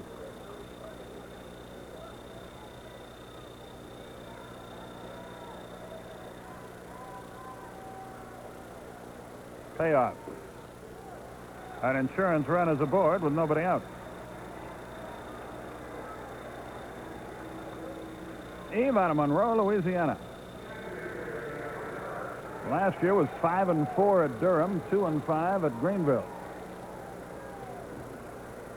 But at Greenville compiled an excellent earned run average, 2.82. He's a 12th round draft choice out of the 1985 draft. He's out of Grambling University.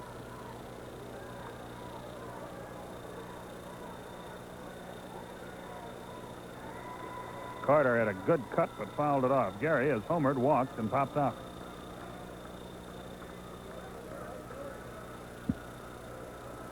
Eve 6'4", 190-pounder.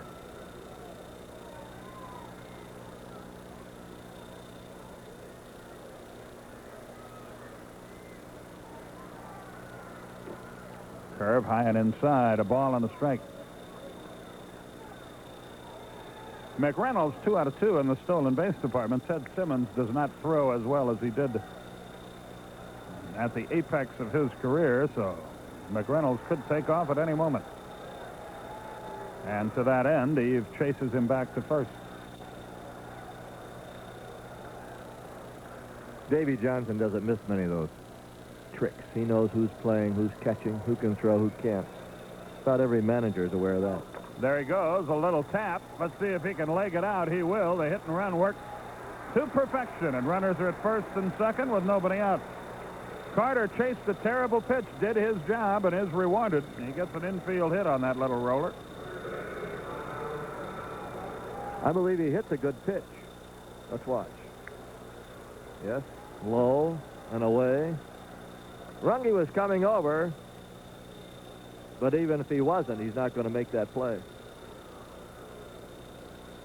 Howard Johnson, the batter, has hit the ball hard twice tonight in 3 at-bats, but he's got an offer going. He's flied to right and twice lined to center. The outfield plays him to pull. Braves don't feel he'll bunt because the 8th hitter is next, then the pitcher.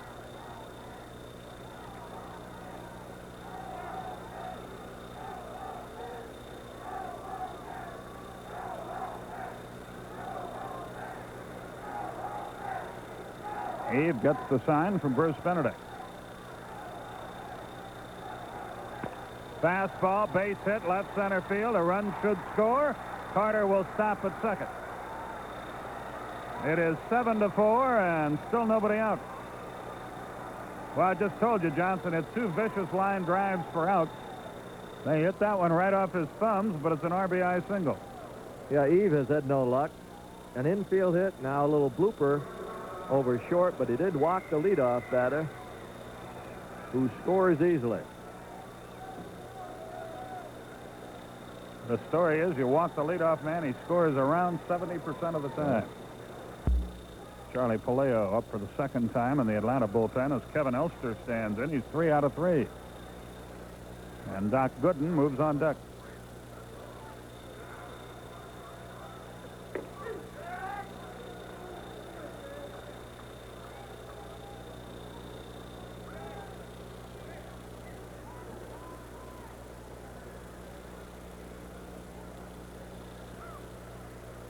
The runners lead. Johnson at first with pretty good speed. Carter at second with very little, as is the case with most catchers. Palaio, warming up in the bullpen, has retired his last 23 batters he's faced. He's one of those guys. He never complains. He'll start one day, then he'll be a long reliever for 3 weeks, then he'll be a short reliever, then he'll start another game. Yeah. I like him as a starter. 10,405 paid here. And I'll bet 4,000 to 5,000 of them are Mets fans. Yeah. There's a strike right through there. 0-2 the count to Elster, so Eve gets out in front here. Trying to get out of the inning without further damage. It's already 7-4 New York. Braves had a 4-2 lead.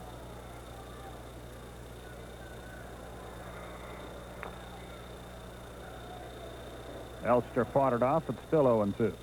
So many stories about the Mets. Of course, they're playing well now, and the chant "Let's Go Mets" goes around a lot. In their early years, when it looked like they might win a game, they would be chanting "Let's Go Mets." But then after they were far behind, it was "Let's go home."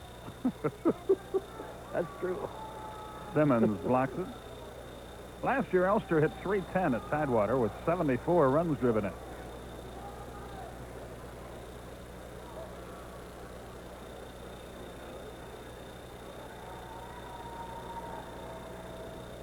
A ball and 2 strikes is the count. Zane Smith and Ron Darling at 5:40 tomorrow.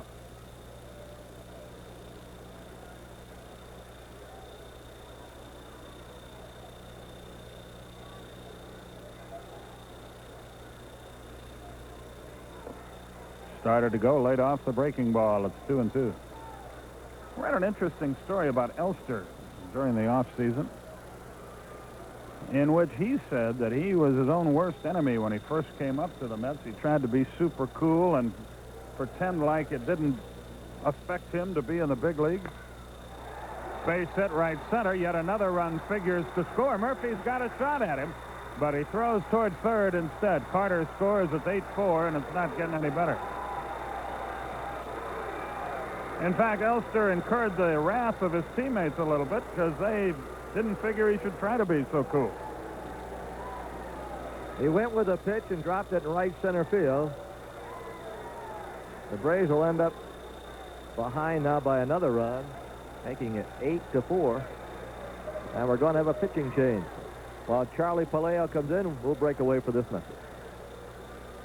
To this point, and 2 runners still on base. And Doc Gooden is at the plate in a spot where he'll almost certainly be bunting. The news from Minnesota is not good for you Oriole fans. In the bottom of the 6th, Urbeck a 2-run homer, Bush a solo home run. Minnesota is now leading Baltimore 3-2. Wow.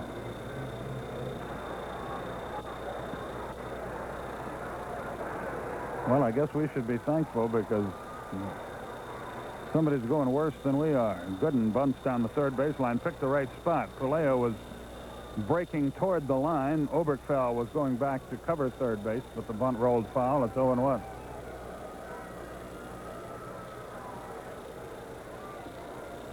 Many of the Braves fans heading for home here. The Mets fans sticking around. Braves fans probably going over to the opening of the Creekside Cafe on Peachtree Street tonight. Our friends Jack Lorsch and Pete Moore, we wish them well. Grand opening.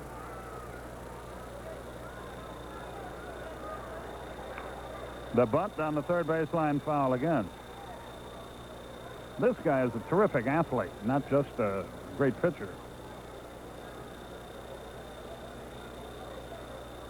He's like a bigger version of Bob Gibson to me. He goes right after the hitters. He's got great stuff, and he's got a little bit of the tiger in him. He's a good competitor. You remember when his first year up, they were comparing him to Bob Gibson, and everyone said that is not fair to either Bob Gibson or Gooden because he's too young. You can't compare him to a super pitcher like Gibson, but as each year rolls by, It's a little easier. it gets a lot easier.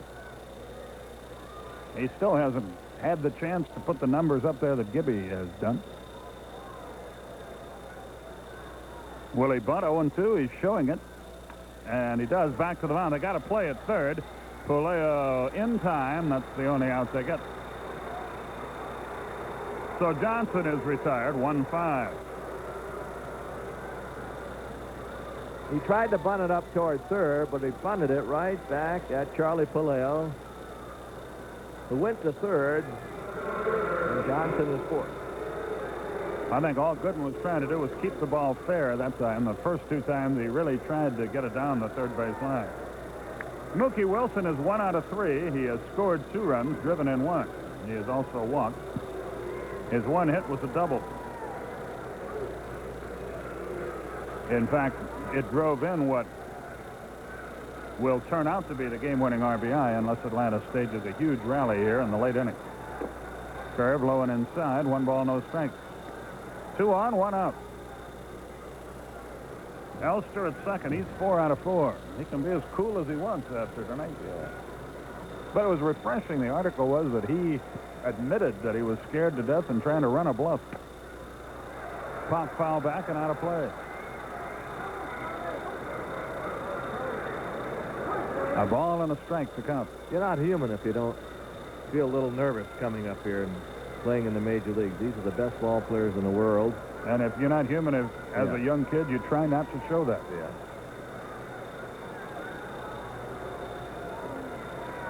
A ball and a strike to count to Wilson. 2 balls, 1 strike.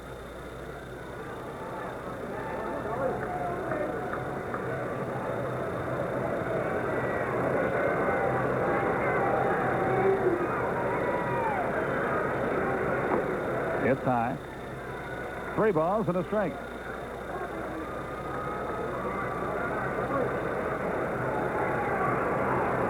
Well,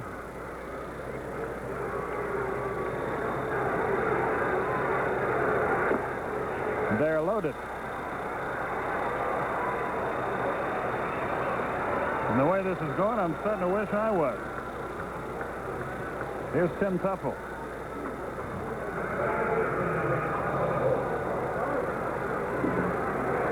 Line to left, walked, bounced out, and single. He doesn't have blinding speed. If you can get a ground ball out of him, you can turn it over and get out of this net. It's 8-4 New York. And they threaten, if they haven't broken it open already, they're about to with another base hit. The pitcher running at second, but that's no bargain for Atlanta. He can fly. Good breaking ball from Charlie Puleo. 2 walks, 3 hits in the inning.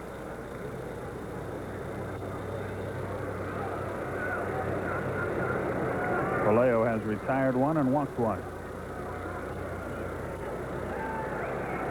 A little quiet in Rally Alley again tonight. Curve into the dirt, 1-1. As we mentioned, we televise tomorrow at 5:35, and then not again until Sunday from Philadelphia at 1:30 Eastern Time. Monday from New York at 7:30.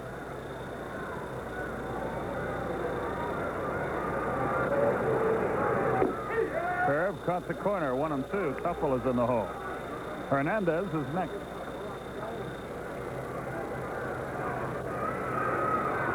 Hernandez has driven in 3 of the New York runs. Tuffle of study and concentration. The 1-2 pitch. Missed with a breaking ball. It's 2-2.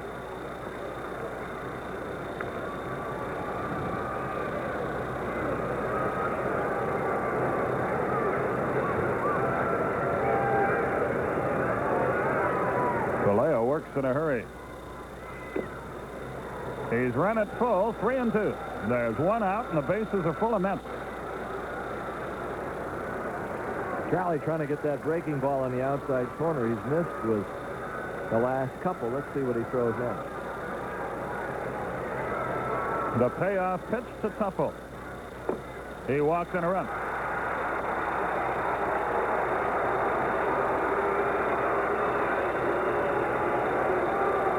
And the bases are still loaded for Hernandez. That is very unlike Charlie Puleo. His control is normally excellent. That is the 3rd walk of the inning, his 2nd.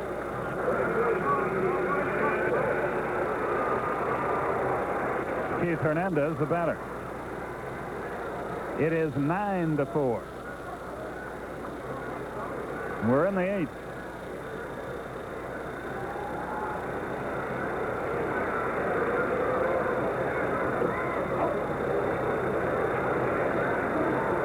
You ready for one of the oldest cliches in baseball? Yep. There's no defense against the base on ball. First time in Charlie's career, as you can see, he's walked in a run. I'm not surprised by that at all. He normally has excellent control. 2-0. He is all. This is really amazing because you can beat him, but almost never do you get to him like this. No activity in the Atlanta bullpen. It looks like Puleo is going to have to take one for the team here, no matter how badly things go for him. The 2-0. There's a high drive to right. If it's fair, it's a slam.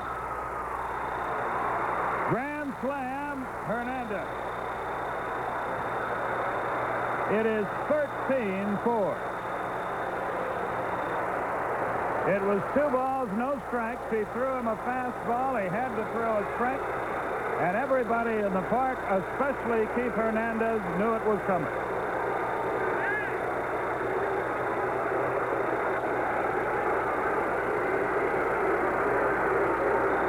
We've been waiting for Hernandez to come out of a slump. And he hits a towering grand slam to right down the foul line. There by about, 6 or 7 feet. And Met fans are standing. It goes 13-4.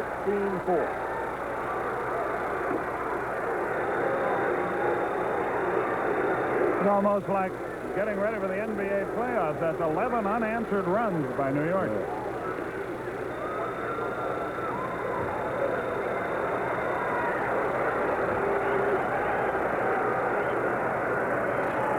Well, Charlie's string of 23 consecutive batters now a thing of the past. That's into short center. Deion James is there. That's the second out. That's 7 RBIs for Hernandez in a game. That's his career high. And here's the 10th man to bat in the inning, Kevin McReynolds, who started it all with a walk.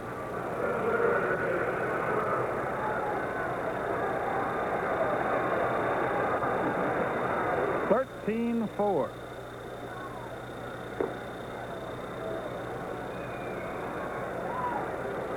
You can walk your dog. If you promise to patronize our sponsor. Okay. Don't try to walk your cat. They really get upset.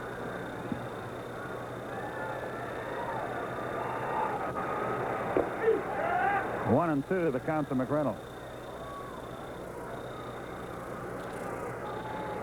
Kevin Kaufman now does get up to throw in the Atlanta bullpen. 2 balls, 2 strikes. Well, Hernandez came in with no homers and 4 RBIs. He now has 2 homers and 11 RBIs. That'll end the inning.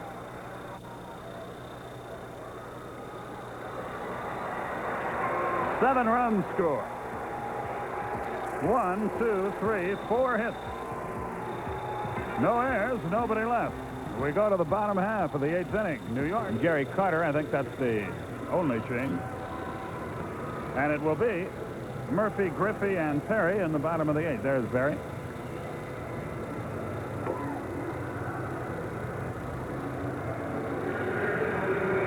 On this date in 1905, Jack McCarthy of the Cubs became the only outfielder in Major League history to throw out 3 runners at the plate. Were you there for that one? He had a great arm. Really. We went out after and talked about it. Speaking of Lions, he was the catcher that injured John Tudor, and Tudor's going to get a chance to pitch tonight, and if he pitches well, he'll really pick up St. Louis because he hasn't worked this year. Boy, they can use it, too. They can use a pick-me-up. Well, here's Dale Murphy, doubled in a run in the first. He's 1 for 3, and he hits the first pitch. Oh, what a play. He'll never throw him out, but a good effort nonetheless. Elster with a good effort, but an infield hit for Murphy. Let's look again. Nice play by the Met shortstop. He tried to throw him out, but Murphy runs well, and he couldn't get much on the ball. Here's Griffey. Ken had a 2-run double that gave the Braves a 3-1 lead back in the third, but it was not fated to hold up. Glenn Diamond, our producer, Rick Rayford, our director tonight. Fly ball foul, left side, no play. Into the Mets bullpen. Or close to it. Teresa Bush is our associate director. Stephanie Bradley in charge of audio. And a #1 draft choice and a pair of red shorts walking through the crowd down below.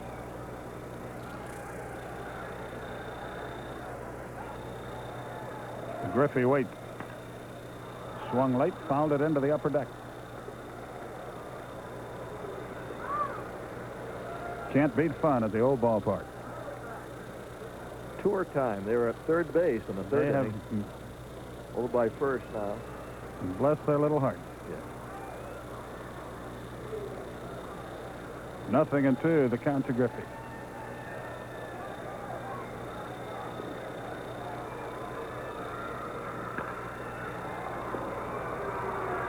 A can of corn for McReynolds.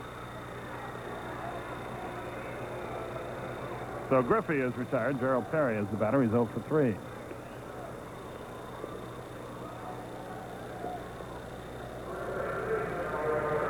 Perry now at 231 on the year.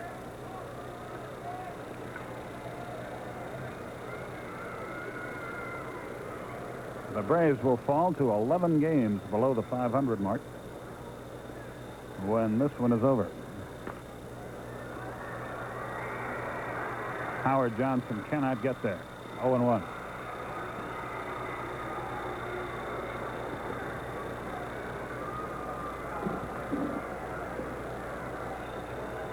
The Mets will go to 12-6.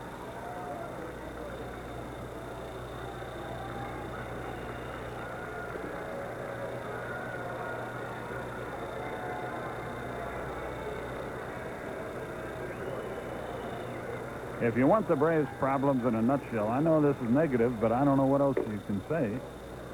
The Braves are last in the league in runs scored, last in the league in hits, last in the league in total bases, last in the league in RBIs, last in the league in shutouts, last in the league in singles, 8th in the league in grounding into double plays. I mean, there aren't many positive stats to be found. And the only answer I know is to just keep on hacking away and hope it gets better, because it can't get much the other way. 2 balls and a strike.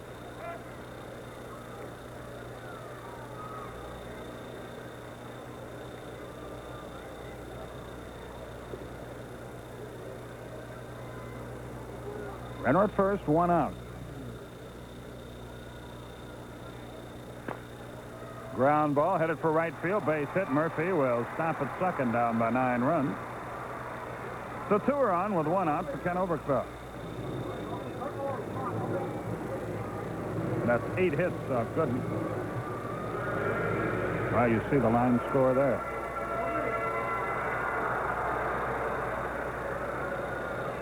Teresa, what's coming up after the game tonight? Night Passage, starring Jimmy Stewart.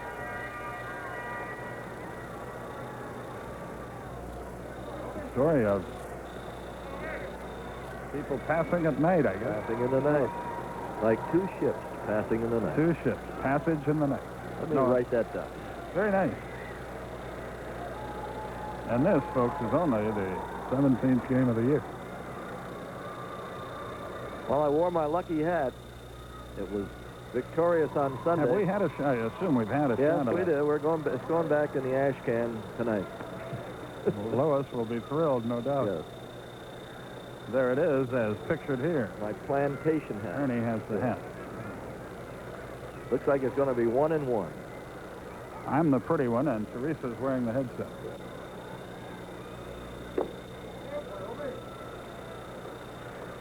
Two balls, no strikes. A left-hander up and throwing in the New York bullpen. We could check other scores. Let's. The 2-0 pitch to Obergfell. Is popped foul. Johnson gives chase. Might have a play on this one. It's a tough play. He handles it. 2 out. And Ernie is going to check some other scores, I predict. Well, the game everyone's interested in is now in the 8th inning. Baltimore at Minnesota, and 3 runs in the bottom of the 6th by the Twins as a result of homers. Herbeck and Bush homered. Minnesota leads 3-2 over Baltimore, top of the 8th. Fred Lynn had a home run for Baltimore. Tigers 6, California nothing. They go to the 9th. Oakland 4, Toronto 1, going to the 9th. Here's Albert Hall.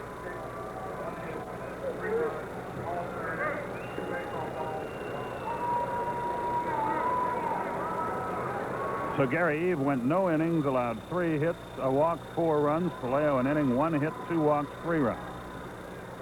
And all that happened in the New York 8th. Albert Hall pinch hit. Excuse me, Skip. The Yankees won their ball game 5-4 over Kansas City. Well, they're doing a good job. Winfield, Clark, and Slott all hit home runs for the Yanks. Tartable hit one for Kansas City. And the Indians continue. They're now leading Seattle 11-6 as they go to the bottom of the 7th. Carter with a couple of home runs in that ball game. Dell has 1. I hope you won't be angry if I correct you about the story of night passage. Well, it's sort of about people passing in the night. Oh. There won't be anything like it. Well, now, wait a minute. We'll figure out a way here. The 0-1 pitch. Whew. A little bit inside. It was filmed in 1957, and it's an adventure drama of a railroad troubleshooter trying to recover a lost payroll, and he discovers his brother is the head of an outlaw band. Highly believable storyline, if you ask me. Yeah. But they probably passed in the night. Yes. Okay. Jimmy Stewart's in that one of my. Yeah, do your Jimmy Stewart. Skip. Yeah, that's greater. That's all I can say is Somebody get the hook. 2 balls, 1 strike. And this is only April 26th. 3-1. Paul Runge will be next. That was the 100th pitch for Dwight Gooden. Ernie and I keep close track of those pitches.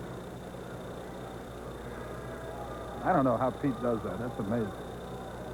1, 2, 3, 4. But how can you do that and talk at the same time? Kevin Kaufman makes his way in from the Atlanta bullpen. He will be the next twirler. And he'll be twirling in just a moment. The inning is over. 2 hits, no runs, no errors, 2 left. We go to the 9th. And the Mets are putting a hurt on the Braves. For Atlanta, you see his numbers, which are not good in limited time early this year, and Barry Lyons will be the first to face it.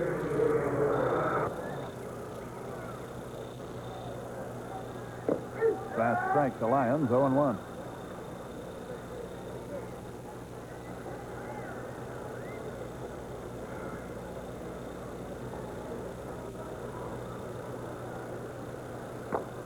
Fouled it off his body at home plate. 0-2 the count. Gooden will be 5-0 when this is over. And the Braves won't. They'll be 3-14.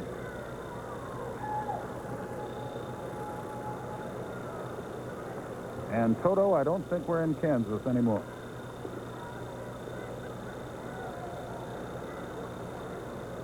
Lyons hitting .250, 1 out of 4, and that hit was a double.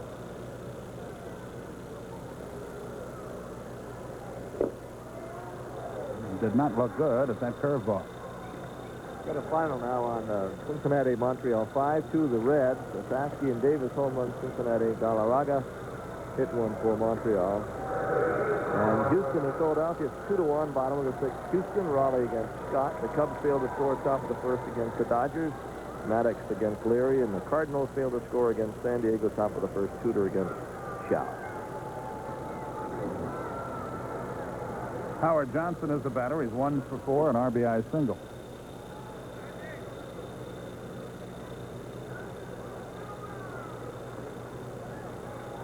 A right-hander and a left-hander now in the New York bullpen. Gooden has gone over the 100 pitch mark, they might just tell him to take the rest of the night off.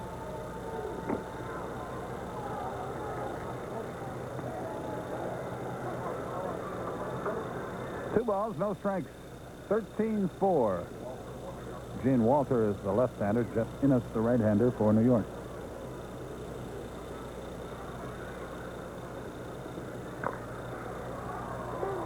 Perry will take it himself. 2 down.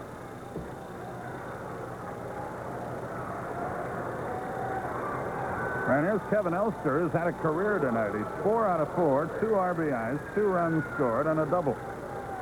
Make it, 2 runs scored. 3 singles, a double. 2 RBIs. And he came in at 157. So he and Hernandez have gotten well tonight, haven't they? Keith has 7 RBIs in the game. Curve strike from Kaufman, 0-1. Now, I guess Gooden's going to finish because he's on deck swinging a bat. But we'll wait and see. Let Davy Johnson and Nell Stottlemyre worry about that. Around 100 pitches isn't bad for 8 innings. He hung the curveball a little bit, but Deion James makes the catch, and they finally got that youngster out, and the inning is over. So Kaufman breezes through the 9th, 1-2-3. We go to the bottom half of the 9th inning, and the Mets have scored several more than have the Braves. Sometimes even Pat Riley's stomach. The bottom half of the 9th inning. Meanwhile, in Minneapolis or St. Paul or wherever that dome is, Kent Hrbek has hit his 2nd home run of the night in the bottom of the 8th. And Baltimore trails Minnesota now 4-2, and they have one more chance in that game. Minnesota is still batting in the bottom half of the 8th inning. Here we go to the bottom of the 9th. Runge Simmons and Deion James are due for Atlanta. Tomorrow, Zane Smith will pitch against Ron Darling. It's a cocktail hour game. 5:40 it will start, 5:35 Eastern Time, the telecast.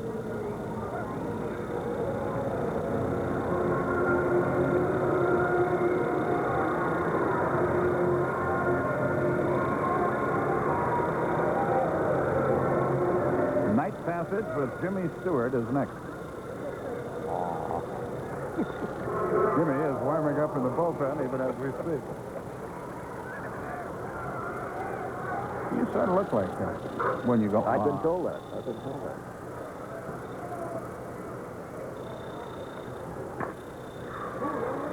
Headed for left field, base hit Runge. It got under the glove of Howard Johnson. He's the only one that had a chance to throw him out. Runner at first, nobody out. Chip looks like Rock Hudson. He's doing very well up in Greensboro, I think. Huh? Yeah, he likes it up there. Good-looking guy. What station is he with? WFMY. In Greensboro. Gannett Station. Chip Carey.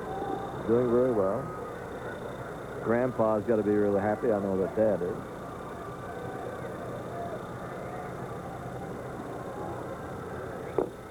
Simmons takes a breaking ball down on it. Ball and a strike to count. Runner at first, nobody out, bottom of the ninth.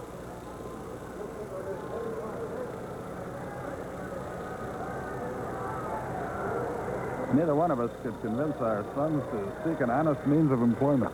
No. Fouled off at home plate. 1-2. Ernie Jr. is a guy we always enjoy watching and hearing and being around, but he's at WSB TV here in Atlanta.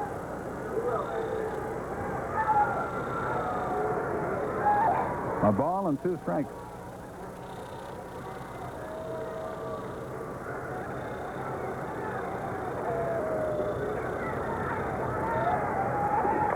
Curve, he fought it off, grounded it foul, and may have broken his bat. Yep, Barry Lyons flings it out of the picture. Friday and Saturday from Philadelphia. And we like to mention every now and then that WSB radio in Atlanta covers 38 states. And it's 7:50 on the AM dial, especially at night. You ought to be able to pick it up. Base hit. Many of you. Base hit. Field Simmons. 2 on, nobody out. Well, the bullpen is ready if needed. I know Davy Johnson, since he let him start the inning, would like to see Gooden get the complete game, but Simmons went down and got the curveball and hit it right over Gooden's head in the center field. He might be getting shell shocked out there. He's had 3 or 4 of them. One got him on the by or what? 2 or 3 more have whistled right by him. Here's DeAndre. 2 on, nobody out.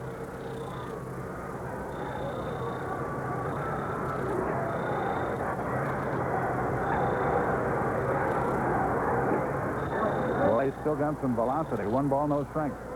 They might have Myers throwing now. He's their ace out of the bullpen, the lefty. It is Meyer, the left-hander, and he's done a great job for him. 4 saves. What a beauty. A ball and a strike to count. James has bounced to first, walked and scored, hit into a double play, walked again. He is still on a base.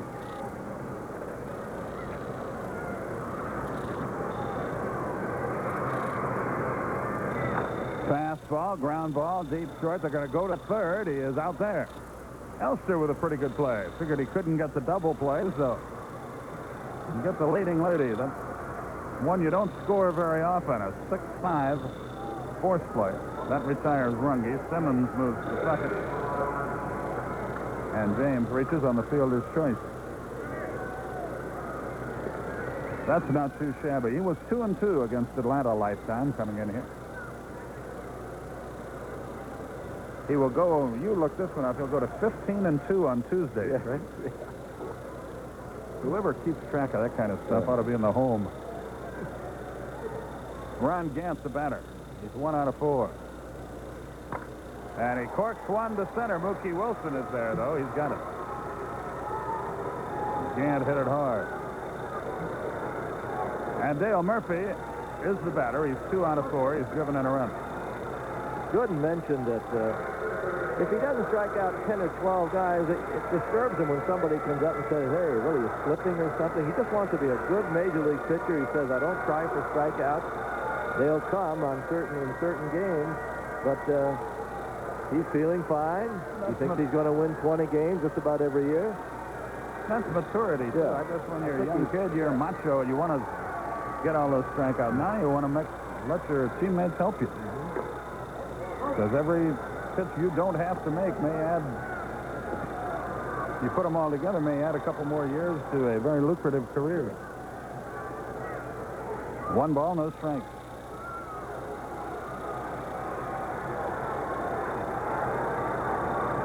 Two on, 2 out. Now Gooden wants to talk to Barry Lyons. This is unusual in a 9-run game.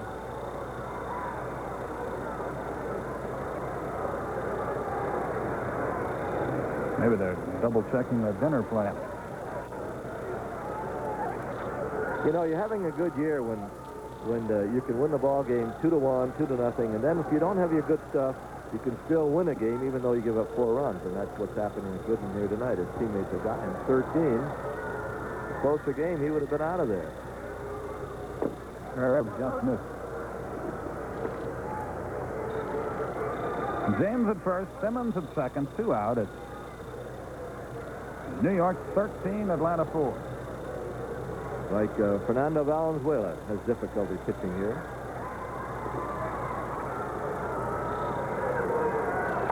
Fastball grounded third. Good play by Johnson. Goes to second. It's low, but Tuffle dug it up. And that's that. The Braves drop to 3-14. Dwight Gooden goes to 5-0. The Mets to 12-6, and we'll be back right after this.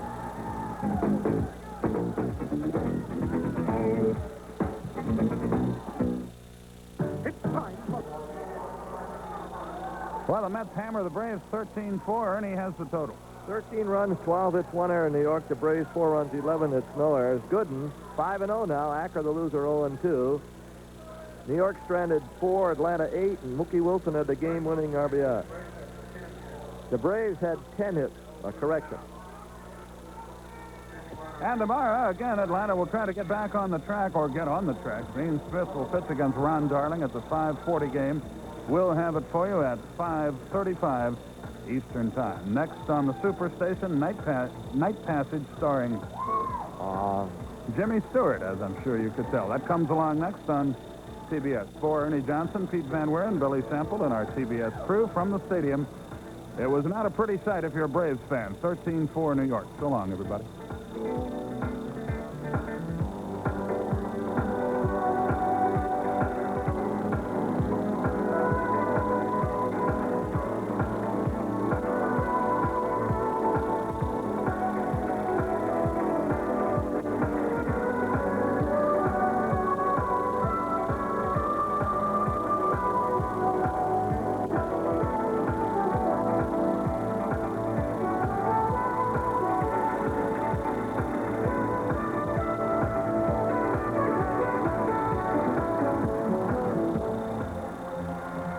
Atlanta Braves baseball has been brought to you by Bud Light, the light beer with the first name in taste.